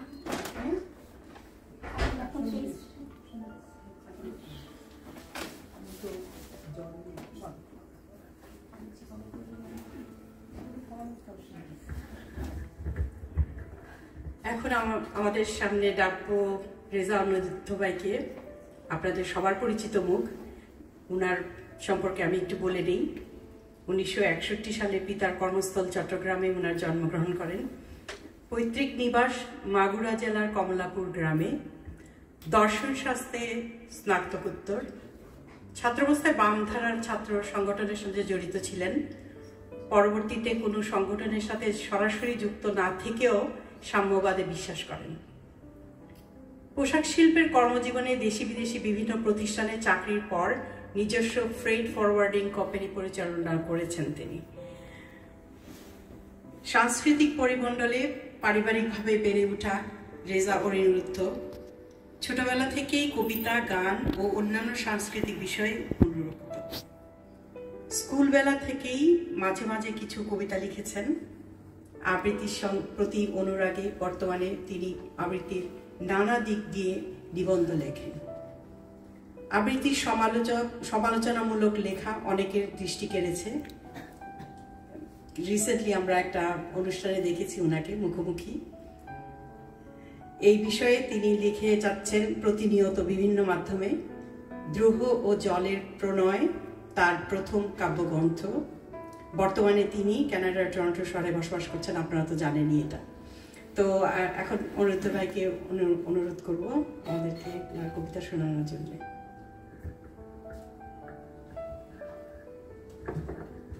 ধন্যবাদ। বিশ্ব কবি মঞ্চ, সৈয়দা রুকসানা বেগম এবং তিশা মাহমুদা কায়সার যথাক্রমে সভাপতি ও সাধারণ সম্পাদক, আজকের এই আমন্ত্রণে আমাকে ডাকার জন্য ধন্যবাদ জ্ঞাপন করছি। আর উপস্থিত সুধীবৃন্দ এবং যারা লেখক কবি আছেন, শুভ সন্ধ্যা। পান, সুপারি, চুন, এই তিনটির ভিতরে কোনোটাই লাল রং নেই, কিন্তু মিশলে লাল রং হয়। তো কবিরা আসলে কবিদের লেখার ভিতরে এমন কিছু থাকে যেটা রঙিন হয়ে ওঠে, এবং সেই রঙিনটা হয় মানুষের জন্যে, মানুষের কল্যাণে। আমরা দেখেছি রাষ্ট্রচিন্তা অথবা আমাদের আধুনিক কবি যদি আমরা ভাগ করি, ধরা হয় যে ঈশ্বরচন্দ্র গুপ্ত থেকে আসলে আধুনিক কাল ধরা হয়। ঈশ্বরচন্দ্র গুপ্ত কবিতা লিখতেন, কিন্তু আমরা ঈশ্বরচন্দ্র গুপ্তকে কেন মনে রাখিনি? ঈশ্বরচন্দ্র বিদ্যাসাগরের চেয়ে 8 বছরের বড়। আমরা ঈশ্বরচন্দ্র বিদ্যাসাগরকে আমাদের মনের মণিকোঠায় রেখেছি, আমাদের মস্তিষ্কে রেখেছি, আমার হৃদয় ধারণ করেছি, কিন্তু ঈশ্বর গুপ্তকে রাখিনি। কেন রাখিনি? কারণে ঈশ্বরগুপ্ত ওই সময় ব্রিটিশদের পদলোভী ছিলেন, আর অপরপক্ষে ঈশ্বরচন্দ্র বিদ্যাসাগর এই সমাজ সংস্কারের জন্য তিনি প্রতিবাদী হয়ে উঠেছিলেন মানুষের কল্যাণে। তাই আমরা তাঁকে মনে রেখেছি, এবং ঈশ্বরচন্দ্র গুপ্তকে যারা সাহিত্য পড়েন তাদেরকে পড়তে হয়, তাই পড়েন। তো কবিরা আসলে সত্য দেখেন। কবিদেরকে আমরা যেমন একটা জানালা খুললে আমরা দেখি হয়তো একটা পেয়ারা গাছে একটা টুনটুনি নাচছে, আমরা এইটুকুই দেখি। কিন্তু কবিরা আরো দূর দেখেন। কবিদের দৃষ্টি অসীম। এই টুনটুনি এবং পেয়ারা গাছ ছাড়িয়ে অসীম আকাশে পর্যন্তও দেখেন কবি। তাই তারা কবি। এবং অন্য মানুষ থেকে কবিরা ভিন্নতর, উচ্চতর। এবং এই উচ্চতর ধারণা কিন্তু আমি কি একটু সময় নেব 2-4 মিনিট? উচ্চতর ধারণাটা আমরা ধরুন পাই যখন রাষ্ট্রচিন্তা এসেছে। আমরা বলতেই পারি যে প্লেটো রিপাবলিক আসলে যে রাষ্ট্রচিন্তা বা যে রাষ্ট্রধারা বা এটা প্রথম আমরা একেবারেই লিখেছে কবিতা অনেক। সত্যেন্দ্রনাথ দত্তের ছন্দ এখন দরকার নেই। মরালি গ্রীবার কোমরের কোমল রেখায় নিতম্ব বক্র বাঁকের বর্ণনা করেছে অগণিত। আর না, এবার ইস্পাত দৃঢ় কলম তৈরি করো, প্রকোষ্ঠে ভরে নাও কালনাগিনীর বিষ। শান্তিনিকেতনী ভঙ্গিতে লেলা ফলে কণ্ঠে আবৃত্তি করেছে অবিরাম। চুড়িদার পাঞ্জাবি, বাহারি জামদানি, কখনো ললিত কখনো কৃত্রিম ভুলভাল ছুঁড়ে দিয়েছ শব্দ বাক্য আনাড়ি প্রক্ষেপণে। মস্তিষ্ক শানিত করো এখন। চৈত্রের শক্ত ঠেলার মতো শব্দ বাক্যে রচিত হোক এবারের কবিতা। ছত্র ছত্র লেখো, সেটে দাও তা সেক্রেটারিয়েটের দেয়ালে, নির্লজ্জ মন্ত্রীর কক্ষে, কুৎসিত ওই মূর্খ নেতার বাড়ির সামনে, গণভবন, বঙ্গভবন সবখানে। ইটের বদলে ঝামা, লোহার বদলে বাঁশ, পিপির বদলে পলিথিন দিয়ে আক্রমণ। চৌর্যবৃত্তির বেগম পাড়ায় ফেস্টুনে ফেস্টুনে ভরে দাও এক একটি শক্ত কঠিন কবিতা ছাত্র। লিখে ফেলো সব দুর্নীতির ইতিহাস, কথা বলার অধিকার বঞ্চনার, ভোটের অধিকার কেড়ে নেবার ইতিহাস। শিল্পকলা থেকে সংসদ ভবন, 15 মিনিটের পথ 3 ঘন্টা যাবার ইতিহাস লিখে ফেলো। লিখে ফেলো ঘুষখোর পুলিশ আর পেট মোটা দুর্নীতিবাদ আমলার রোজনামচা আর বিশাল সম্পদের ইতিহাস। চামচাবাস সাংস্কৃতিক নেতা, মোসাহেব, আবৃত্তি ব্যবসায়ী, নির্বোধ প্রক্ষেপণের সকল কথা লিখে ফেলো ব্যাকরণের বিশদ নিয়ম ভেঙে ভেঙে। মধুপুরের লাল মাটি রঙে লেখো নির্জল সত্য কথন। এবার আবার নতুন আবৃত্তি করো। আকাশ কাঁপানো কণ্ঠে কপালে লাল ফিতে বেঁধে কণ্ঠ বিষ নিক্ষেপ করো। জনতা আখ্যান করে লেখা বাংলা সাহিত্যের বৃহত্তম ঐতিহাসিক উপন্যাস এক সাগর রক্তের বিনিময়ের লেখক, বঙ্গবন্ধুর জীবনভিত্তিক উপন্যাস রক্ত দিয়ে নাম লিখেছি সহ প্রায় 50টিরও অধিক গ্রন্থের রচয়িতা। তার প্রকাশিত কবিতার বই একটি, পৃথিবীর ভর কেন্দ্র। সিরাজুল ইসলাম মনির ভাইকে আহ্বান জানাচ্ছি। আপনার মোবাইলে কি করবো ভিডিও করেন না? আমি এটাতে পড়বো।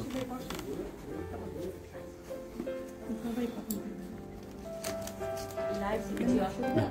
লাইভ দিচ্ছি, দিব? লাইভ দিচ্ছি, দিব? লাইভ ফেসবুক লাইভে দিব। বিশ্ব কবি মঞ্চ টরন্টো শাখা আজকের আমন্ত্রণে এই কবি মঞ্চের সভাপতি কবি সৈয়দা রোকসানা বেগমের আমন্ত্রণে আমি এখানে এসেছি। এসে ভালোই লাগলো যে অনেক নতুন কবিদের সঙ্গে আমার পরিচয় হচ্ছে, দেখা হয়েছে অনেকের সঙ্গে।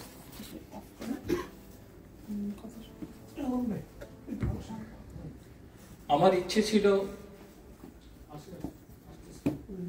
32 নম্বর নিয়ে একটি দীর্ঘ কবিতা, ইতিহাস বাড়ি আমার লেখা, এটা আজকে আবৃত্তি করব। এবং তারপর ইতিহাস বাড়ি যেদিন চলে গেল, ভেঙে ফেললো, সেটা নিয়ে।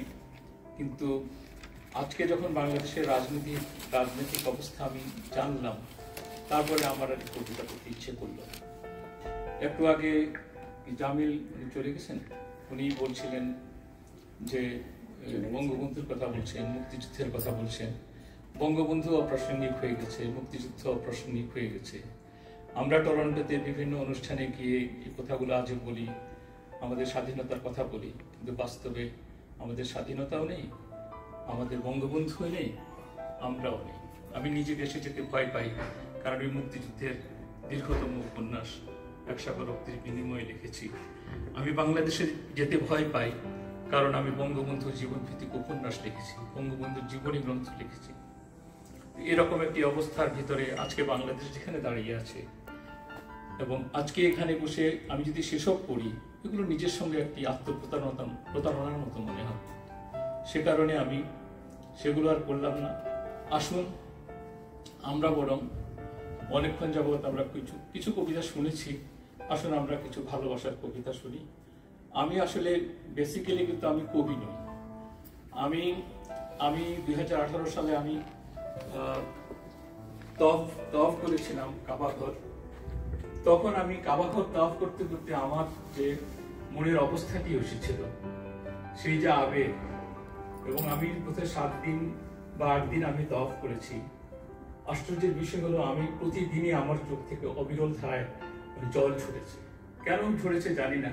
সে আবেগ থেকে আমি একটি কবিতা লিখছি, একটি দীর্ঘতম কবিতা, সেটা একটি বই বেরিয়ে গেছে, সেটা হলো পৃথিবীর ভর কেন্দ্র।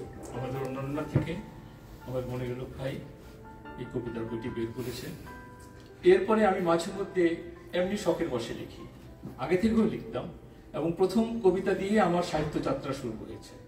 হ্যাঁ, তারপরে আর কবিতা লিখি না। সেগুলো মাঝে মধ্যে লিখি। আমার মনে হয় সৈয়দা রুখসানা বোধহয় আমার কবিতা পড়ি, বোধহয় আমাকে ডাকে, তাই না, ফেসবুকে পড়ে, অন্য কোনো কারণ তো আমি দেখি। তো যাই হোক, মুক্তিযুদ্ধের কথা অনেকে বলেছেন, আমি শেষ দিকে হয়তো একটি মুক্তিযুদ্ধের কবিতা হয়তো আমি পড়বো, একটি কবিতা পড়বো। তবে আমি ইতিহাস বাড়ি চলছে অথবা ইতিহাস বাড়ি এগুলো আর পড়বো না।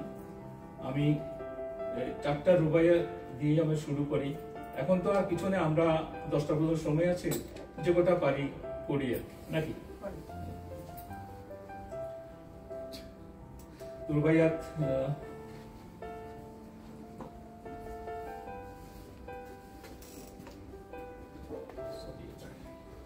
এইভাবে একটু সময় যাবে।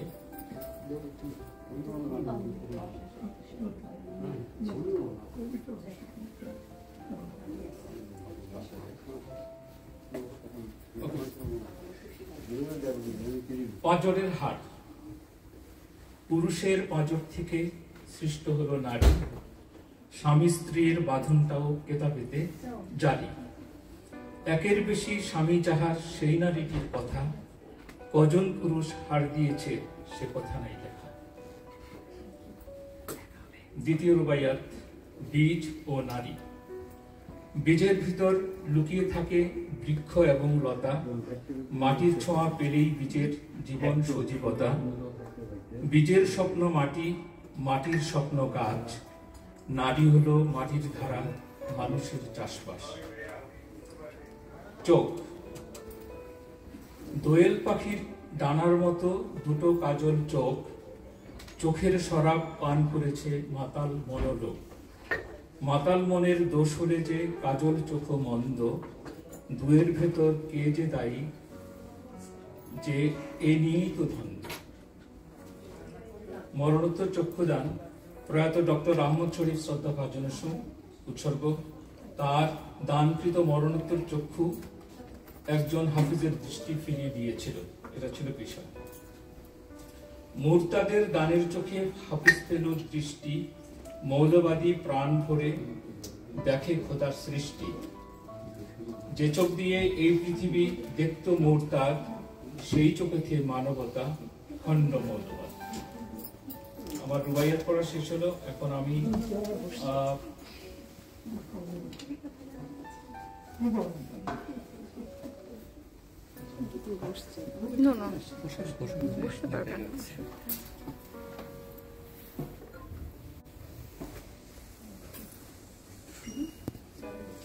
কেউ কেউ মৃত্যুর কবিতা পড়েছে, আমি সেখান থেকেই বলেছি, ওনার জন্য কথা বলা হয়েছে। আমার কবিতার নাম এই কবিতার নাম হলো কাফন। আমার কাফন জড়ানো মৃতদেহ আমি দেখেছি, সেলাইবিহীন সাদা পোশাক আমার শরীরে, ভেতরে আছে আমার মৃতদেহ। এখন আমার নাম বলে কেউ ডাকেন, আমি আমার নামটা নিয়ে বের হয়ে এসেছি।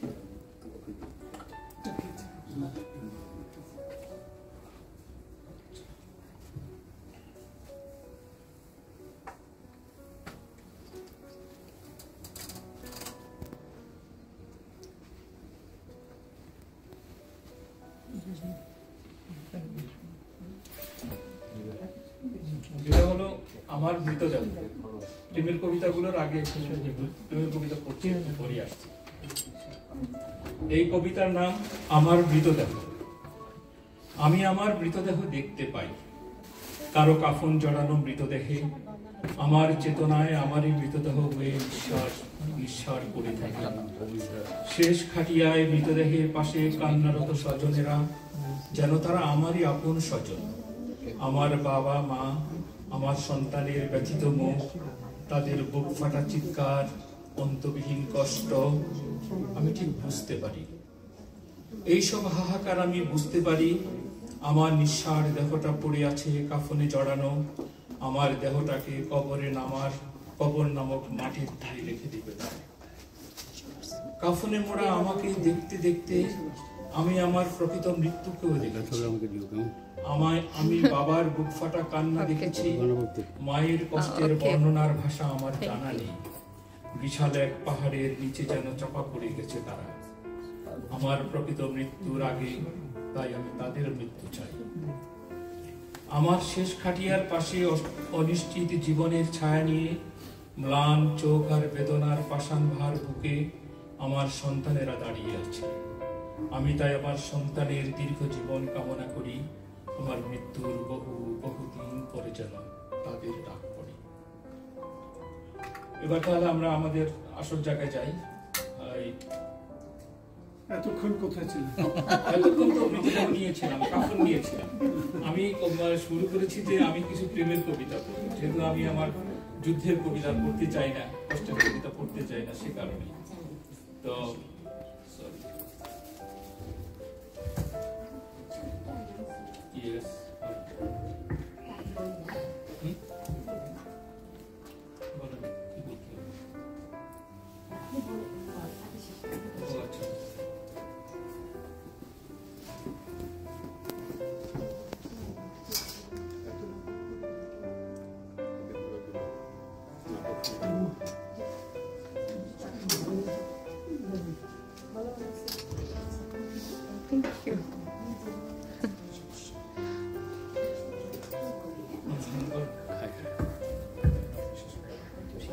আমি একটু বলতে চাচ্ছি যে আমাদের আমরা মোটামুটি শেষের দিকে আছি। আমাদের প্রথম কথা হচ্ছে আমাদের এখানে একটু কফি রিফ্রেশমেন্টের ব্যবস্থা আছে, আপনারা অবশ্যই নিজেদের মতো করে নিয়ে নেন। আর তারপরে আমরা যাব জসিম মল্লিক, হাবিবুল্লাহ দুলাল এবং সৈয়দ ইকবাল, ওনারা তিনজন আমাদেরকে কিছু কিছু বলবে আমাদের বিশ্বকবি মঞ্চ সম্পর্কে। আমি বলবো না। আচ্ছা ঠিক আছে, তাহলে দুলাল ভাই এবং জসিম মল্লিক ওনাদের সাথে কথা হবে এবং তারপরে আপনারা যদি থাকতে চান আমাদের সাথে থাকতে পারেন। আচ্ছা ঠিক আছে, ঠিক আছে। আমরা মোটামুটি বলে দিচ্ছি যে আমাদের অনুষ্ঠান সূচিতে আপনারা মনোযোগ দিতে হবে। আমাদের অনুষ্ঠান সূচিতে মোটামুটি বলে দিয়েছি। এই পর্যন্ত করছেন, আমরা এটা খুব ঘরোয়া এবং খুব মানে খুব ওয়েলকামিং একটা জায়গা রাখতে চাচ্ছি। এনজয় করুন, এটা হচ্ছে আমরা নিজেরাই আছি এখন এখানে। আচ্ছা, এই সব কবিতা কিন্তু জসিম ভাইয়ের জন্য মনে রাখবেন বা মাথায় রাখেন, জসিম ভাইয়ের জন্য লেখা এগুলো। প্রথম কবিতার নাম ভালোবাসাগুলো। ভালোবাসাগুলো রেখে দিলাম তোমার হৃদয় গভীরে, নিভৃতে তারা আছে আদরে সোহাগে, যেভাবে ধানের বুকে দুধ জমির ক্ষীর হয়, ভালোবাসাগুলো ভ্রূণের শিশুর মতো বড় স্বপ্ন। ভালোবাসাগুলো জমা রাখলাম তোমার চোখের তারায়, চোখের পাতারা নুয়ে পড়ে ম্লান লজ্জায়, বকুলের মালা জড়িয়ে দিয়েছি চুলের খোপায়, ভালোবাসাগুলো অদৃশ্য বাতাসে সৌরভ ছড়ায়। সৌরভের গন্ধ ভাষা তুমি জানো আর আমি জানি, বাতাসের ইথারে তারা করে কানাকানি। তোমার ভালোবাসাগুলো আমিও রেখেছি শ্রাবণ ধারায়, আমার শিউলিরা ছড়ে গেছে শিশিরের কান্নায়। তোমার ভালোবাসাগুলো জমা আছে বুকের রোমে, ঝুনুকের মতো মুক্ত বানিয়ে রেখেছি গভীর অনুরাগে। জসিম ভাই ঠিক আছে এটা আপনার? সব কিন্তু জসিম ভাই জন্য, আমি আপনার অন্য কিছুতে নাই। আমার উপরে চালায় 10টা পর্যন্ত রেখেছে। পারবো, আমি তা পারবো।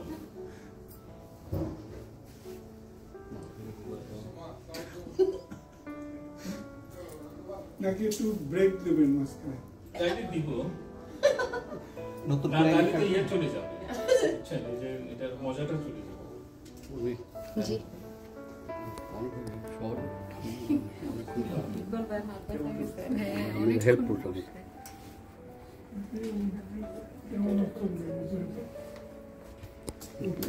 কিছু শব্দ দিগন্তের মেঘ ছুঁয়ে যায় আমাকে কাঁদায়। কিসব আশ্চর্য শব্দ তুনিরে গেথে তুমি লক্ষ্যে ছড়ে দাও, চাঁদের বেলুন ফুটো হলে জোছনা ঝরে। এমন অদ্ভুত শব্দমালা তুমি লেখো কি করে? তোমার জোছনা আমাকে নগ্ন করে, তোমার মেঘ আমাকে উদাস করে। তুমি শব্দের মালা গেথে গেথে আমাকে নতুন করে গড়ে তোলো।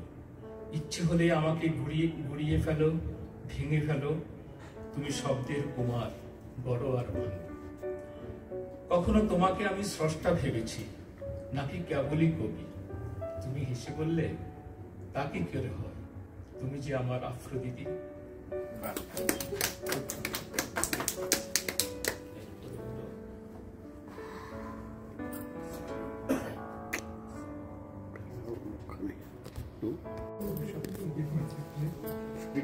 এসেছি পালিয়ে ছুটে পেট্রো ডলারে, মাঝে মাঝে ভাবি কি হবে আর এসব দিয়ে। আরো শত আমার মতো অভাবী রয়েছে পড়ে, যাবো চলে বছর দুয়েক পরে, পারি না যে আর কুলাতে। আর বছর বছর ধরে অবশেষে যাওয়া যে আমার হয়ে ওঠে না। আর নিজেকে দেই সান্ত্বনা, নিজেই যখন অভাবী কথা কি ভুলে থাকতে চাই সব কিছু, এখানে আছি যতদিন। ফিরে তাকাবো না যতদিন। হ্যাঁ, কিছুটা মান অভিমানের অনুসারে মনোনিবেশ করি। এদিকে সকল পানি রূপকথার মতো বেড়ে ওঠা আরবের এ শহরগুলো, আধুনিক চাকচিক্য ভরা গাড়ি বাড়ির রাস্তাগুলো কেন যে কেড়ে নিতে পারে না হৃদয়টারে, কেন যে পারি না অসত মনের দিকে পানি। যেহেতু প্রতি রাতে দুচোখ বোঝার গভীর নিদ্রাকালে ঘুরে দেখে আসি রোজ রাতে একবার করে পরিচিত পথে ঘাটে, স্বজন পরিজনের সাথে ফুরিতে পারি না কেন যে স্বদেশ ভূমি, কারণ যে আমার মাতৃভূমি। Thank you. আরো একটা লেখা আছে,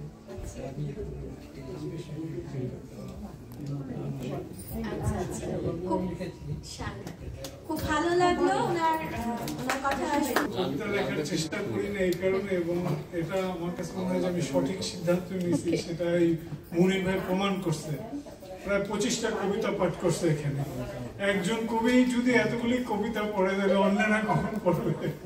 সেই কারণে আমি কবিতা লিখবো না কখনো, এবং লিখি না।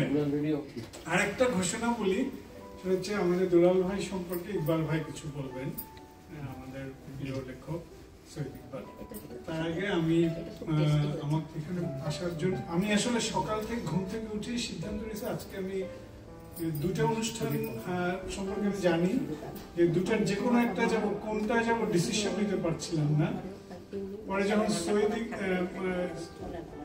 ইকবাল ভাই যখন মেসেজ পাঠাইছে আমাকে, তখন আমি আর এটার বাইরে যাওয়ার কোনো সুযোগ আমার ছিল না, যে এই অনুষ্ঠানে আমাকে আসতে হবে, যাই হোক। তারপর আমি এবার রেজার সাথে কথা বললাম, বলে যে ঠিক আছে ওই অনুষ্ঠানে বন্ধুর সাথে আছে।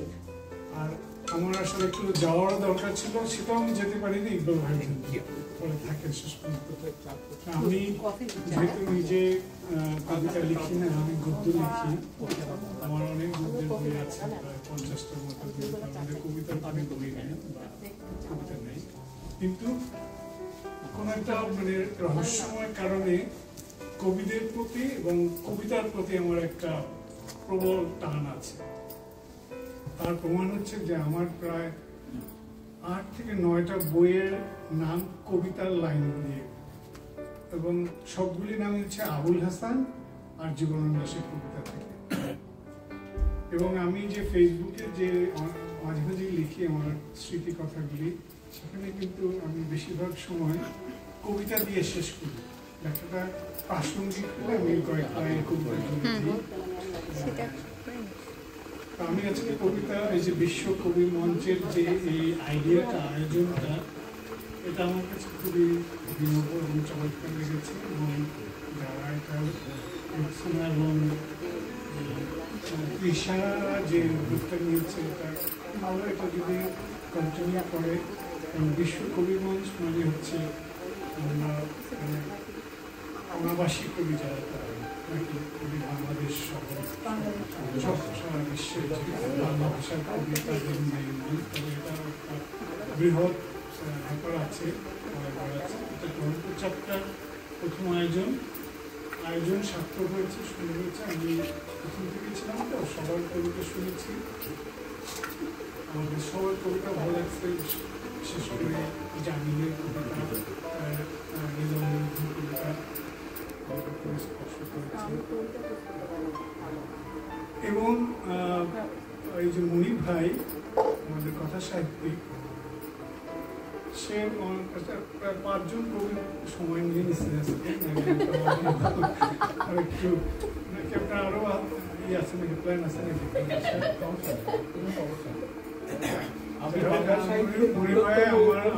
আমার অনেক প্রিয় মানুষ, মুক্তিযুদ্ধের পরে সবচেয়ে বড় তার মধ্যে একজন খ্যাতিমান মানুষ আছেন ইকবাল ভাই, শুধু লেখকই না, সে একজন আন্তর্জাতিক মানের শিল্পীও। সে দেখলাম যে অনুষ্ঠানটা সফল করারও তার ভূমিকা আছে, এবং তার আকর্ষণীয় মূলত আমার একটু আসে। আমি সবাইকে ধন্যবাদ। শুভ সন্ধ্যা।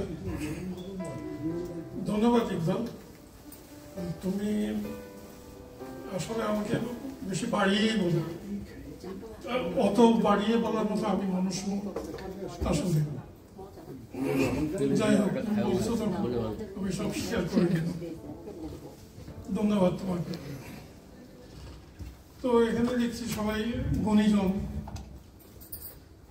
এখানে আমার মতো মানুষের কথা বলার এটা একটা দৃশ্যটার মতো।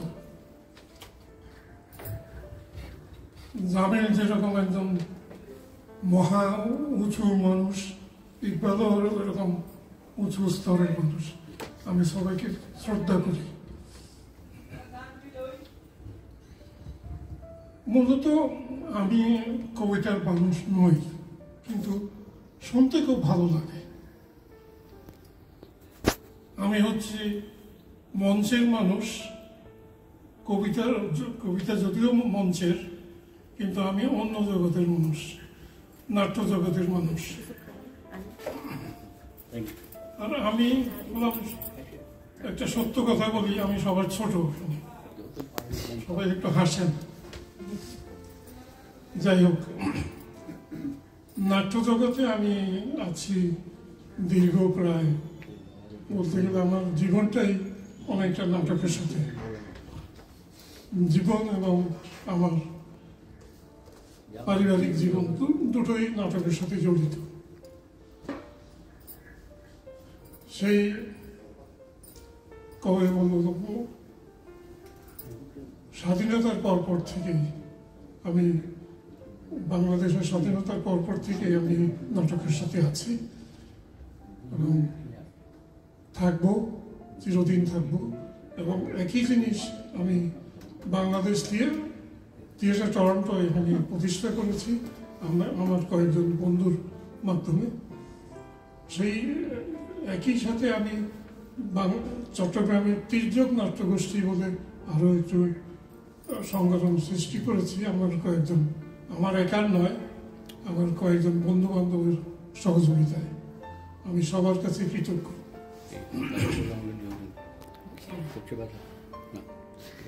তো এখানে তো যেহেতু সবাই গুণীজন, আমি সবাইকে শ্রদ্ধা করি। আর আপনারা আমাকে আশীর্বাদ করবেন আমি যেন আরো কিছু করতে পারি, বিশেষ করে নাটকের ক্ষেত্রে। এবং আমাদের নাটক আসবে খুব সম্ভবত অক্টোবর-নভেম্বর মাসে, এবং আশা করি আপনারা আমাদেরকে সহযোগিতা করবেন, আপনাদের সহায়তা পাবো, এবং আপনাদের এই অনুপ্রেরণা পেলে আমরা আরো বেশি এগিয়ে যেতে পারবো। ইকবাল, আশা করি ধন্যবাদ রোকসানা এই আয়োজনটি করার জন্য, এবং বিশ্বকবি মঞ্চকে আজকে সূচনা আমি অভিনন্দন জানাই। ধন্যবাদ। শেষে আমি আমার নিজের কবিতা একটা পড়ে শেষ করে দিব আমাদের অনুষ্ঠান।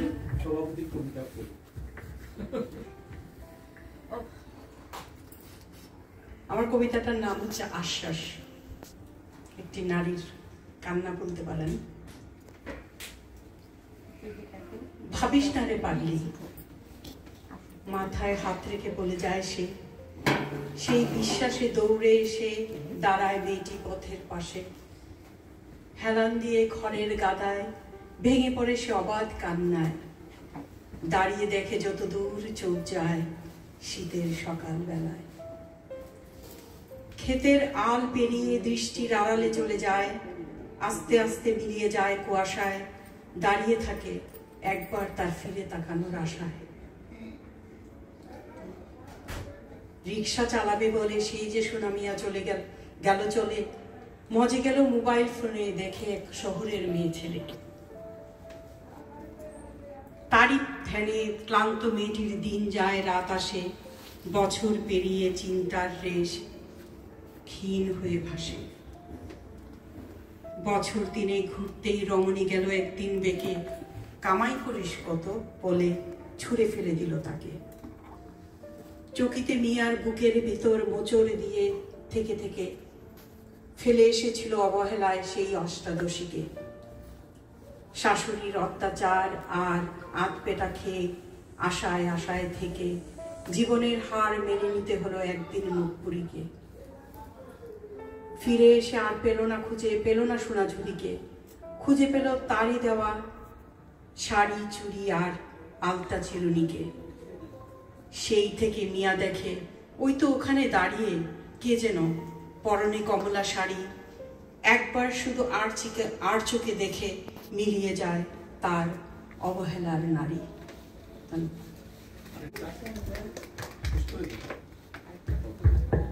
শেষ করে দিতে চাচ্ছি।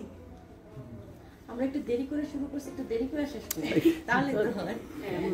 দেরি করে শুরু কয়েকজন আসলে এটা চলে যাবে।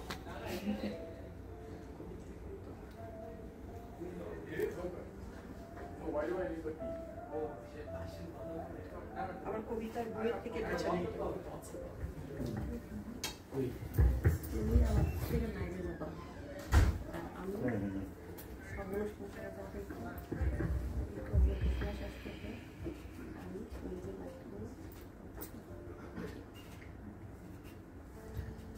কবিতার নাম ইচ্ছে করি। প্রেমিকা হব বলে পরিণয় চাইনি, ভালোবাসবো বলে পরিণতি চাইনি। নীল আকাশ চেয়েছি বলে মেঘ তো চাইনি, তোমাকে শীতল করব বলে জলকে গড়িয়ে যেতে দিইনি। চোখে চোখ রেখে তাকিয়ে থাকবো বলে চোখের পলক ফেলিনি। নিজেকে সাজাবো বলে অবগুণ্ঠনে ডাকিনি। দুটি চোখ তাকিয়ে আছে ভেবে পিছন ফিরে তাকাইনি।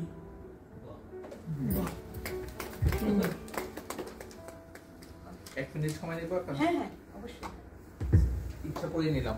আচ্ছা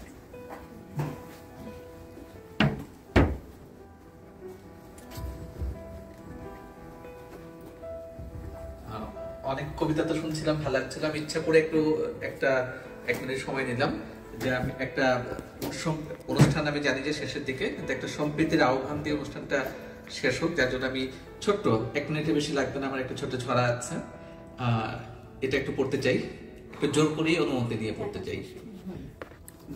কানাডার আমাদের বাংলাদেশি কমিউনিটিতে আমরা এখন সাংঘাতিক ভাবে, এটা আমরা স্বীকার করি আর নাই করি, সাংঘাতিক ভাবে আমরা দ্বিধা বিভক্ত। কেন? কারণ আমরা সবাই চাই আমার সুরেই অন্যরা কথা বলতে হবে। ওইটা নিয়ে আমার ছোট্ট একটা ছড়াটার নাম এসো সম্প্রীতিতে বাঁচি। কেন রে ভাই তোমার সুরে গাইতে হবে, কেন রে ভাই তোমার জলে নাইতে হবে, কেন সবাই তোমার চোখেই দেখতে হবে, কেন সবাই তোমার মতোই লিখতে হবে। তুমি যখন পাহাড় চূড়ায় আমি সাগর ছুঁই, তোমার প্রিয় পদ্মা ইলিশ আমার প্রিয় রুই, তোমার প্রিয় রবীন্দ্রনাথ আমার তো নজরুল, কেন ভাবো তুমি সঠিক আর যারা সব ভুল। তোমার প্রিয় গোলাপ হলে সবার প্রিয় হবে, জুই চামেলি হাসনা হেনা কি প্রয়োজন তবে। হয়তো তুমি উচ্চকণ্ঠ আমি মৌন ব্রতে, ক্ষতিটা কি আমরা দুজন হাঁটি যে যার পথে। তোমার কথা তুমি বলো আমার কথা আমি, আমরা কেন পরস্পরের সাথে যুদ্ধে নামি। দেখে রাখো চিনে রাখো এসব যখন আসে, দ্বন্দ্ব দ্বিধা হানাহানি মুখ লুকিয়ে হাসে। তুমি আমি শত্রু তো নই, দুজনেই তো চাই, সবার উপর মায়ের হাসি তার উপরে নাই। তুমি আমি দুজনে চাই দেশটা ভালো থাকুক, বুকের ঘরে ৭১ আলো জেলে রাখুক। তোমার চাওয়া আমার চাওয়ায় নেই তো কোনো দ্বন্দ্ব, তবে কেন অকারণে হারায় তালো ছন্দ। তুমি যেমন তোমার মতো আমিও আমার মতো, এমনি করে হাজার মত থাকবে হাজার পথ। সকল মতেই শ্রদ্ধা রাখি যে যার কথা বলি, দিনের শেষে মিলে মিশে এক আঙিনায় চলি। পারস্পরিক শ্রদ্ধাবোধের জায়গাটা ঠিক রাখি, হাজার তুলির হাজার রঙে সম্প্রীতিকে আঁকি। সুখে দুঃখে এক সমাজে সম্প্রীতিতে থাকি। আমরা সবাই একটু মিলেমিশে থাকার চেষ্টা করি। অনেক ধন্যবাদ কবি মঞ্চকে। প্রথম কবিতাটা যখন পড়ছিলাম কেন জানি না আমার কথা আটকাচ্ছিল, পড়তে পারছিলাম না। এখন কিছুটা ভালো লাগছে। অনেক শুভেচ্ছা এই ধরনের চমৎকার একটা আয়োজনে আমাকে ডাকার জন্য রোকসানা আব্বা, তিশা আপা দুজন অনেক ধন্যবাদ। অনেক শুভকামনা কবি মঞ্চের জন্য।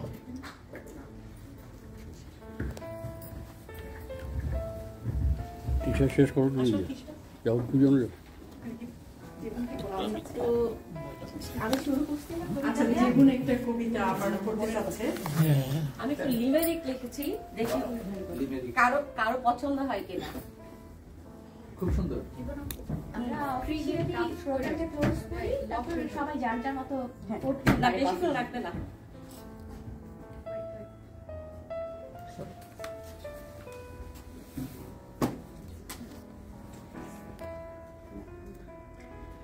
ওকে, আমি লিমেরিক লেখার চেষ্টা করছি, তো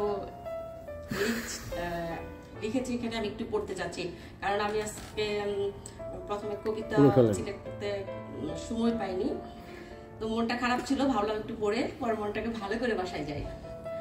ওকে, লিমেরিক। উদয় উন্মুখ ফাগুন আওয়ার মেঘে গেছে ডেকে, উঞ্চল পাঞ্চল দক্ষিণ হাওয়ায় যাচ্ছি আমি বেঁকে। তুষার বরফ দিচ্ছে কষ্ট, করছে আমার জীবন নষ্ট। ভালোবাসার টেরাকোটা ফুটলো আমার বুকে। 2 ঝিকিমিকি সোনার আলোয় প্রভাত এলো আজ, ওরে সুখী আয়রে তোরা রেখে দিয়ে কাজ। মাখবো আজি আবির গায়ে, নাচবতী তার নুপুর পায়ে, হেসে খেলে পড়বো পোড়া রঙিন ফুলের তাজ।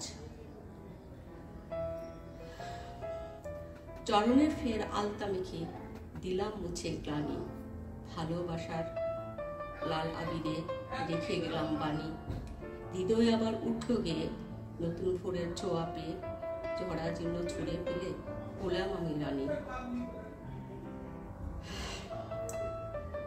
নতুন বছর নতুন আলোয় জাগলো তৃষা মনে, কে যেন কে দিল নাড়া, সুপ্ত থাকা প্রাণী, কল্পরূপে বসত তাহার, যাহার পাবো দেখা বৈশাখে তাহার, খুশির দুলার লাগলো আজি কৃষ্ণচূড়া বনে। বৈশাখ মাস তো বাংলাদেশে, তাই একটু পড়ে শোনালাম। থ্যাংক ইউ শোনার জন্য, ধন্যবাদ। ধন্যবাদ সবাইকে আমাদের অনুষ্ঠানে এসে আমাদের সাফল্যমণ্ডিত করার জন্য। অশেষ ধন্যবাদ। আপনারা অনেক ধৈর্য ধরে আমাদের কবিতা শুনেছেন। সময় নিয়ে আমরা অনেক দেরি করে শুরু করতে হয়েছে, এখানে টরন্টোতে অনেক অনুষ্ঠান চলছে এখন, কাজেই তারা অন্য অনুষ্ঠানে উপস্থিত হয়ে তারপরে আবার এখানে এসেছেন, আবার তারা গেছেন। এই জন্য আপনারা দেখতে পাচ্ছেন খুব বেশি মানুষ এখানে আর অবশিষ্ট নেই। তো আমরা আজকের মতো এখানে শেষ করছি। আশা করি ভবিষ্যতে আমরা আরো অনুষ্ঠান করব। তিশাকে অনেক ধন্যবাদ। আমরা ভবিষ্যতে অনুষ্ঠানের আশা রাখি। আরো কি বলো? হ্যাঁ, সত্যি কথা বলতে কি লোক কত আছে সেটা না, কিন্তু এই যে মাত্র কবিতা পড়ে গেলাম, জীবন জীবন এই বললো যে আমার মনটা ভালো করার জন্য একটু একটা পড়বো। এটাই কিন্তু সবচেয়ে বড় বিষয়, যে এই যে সবাই আসছে নিজে থেকে উৎসাহ নিয়ে পড়ছে। আমরা চাই এরকম একটা জায়গা তৈরি হোক যেখানে ভয় ভীতি অনেক জায়গা থাকবে না। আমাকে কেমন লাগছে, কেমন শোনাচ্ছে সেসবের বাইরে আমার পড়তে ভালো লাগে, আমার পড়তে ইচ্ছা আছে, আমি একটু পড়বো। সে জায়গাটা যদি তৈরি করতে পারি, এই বিশ্বকবি মঞ্চ সেই জায়গাটা যদি তৈরি করতে পারি টরন্টোর জন্য, সেটাই হচ্ছে এটাই। তা আমরা খুব ভালো লাগলো, সবাই বসে আছে, সবাই অনেকেই বললো যে ভালো লেগেছে। আর আশা করি আমরা খুব প্রায়ই এরকম একটা কিছু জায়গা তৈরি করতে পারবো, সবাই মিলে একসাথে হতে পারবো।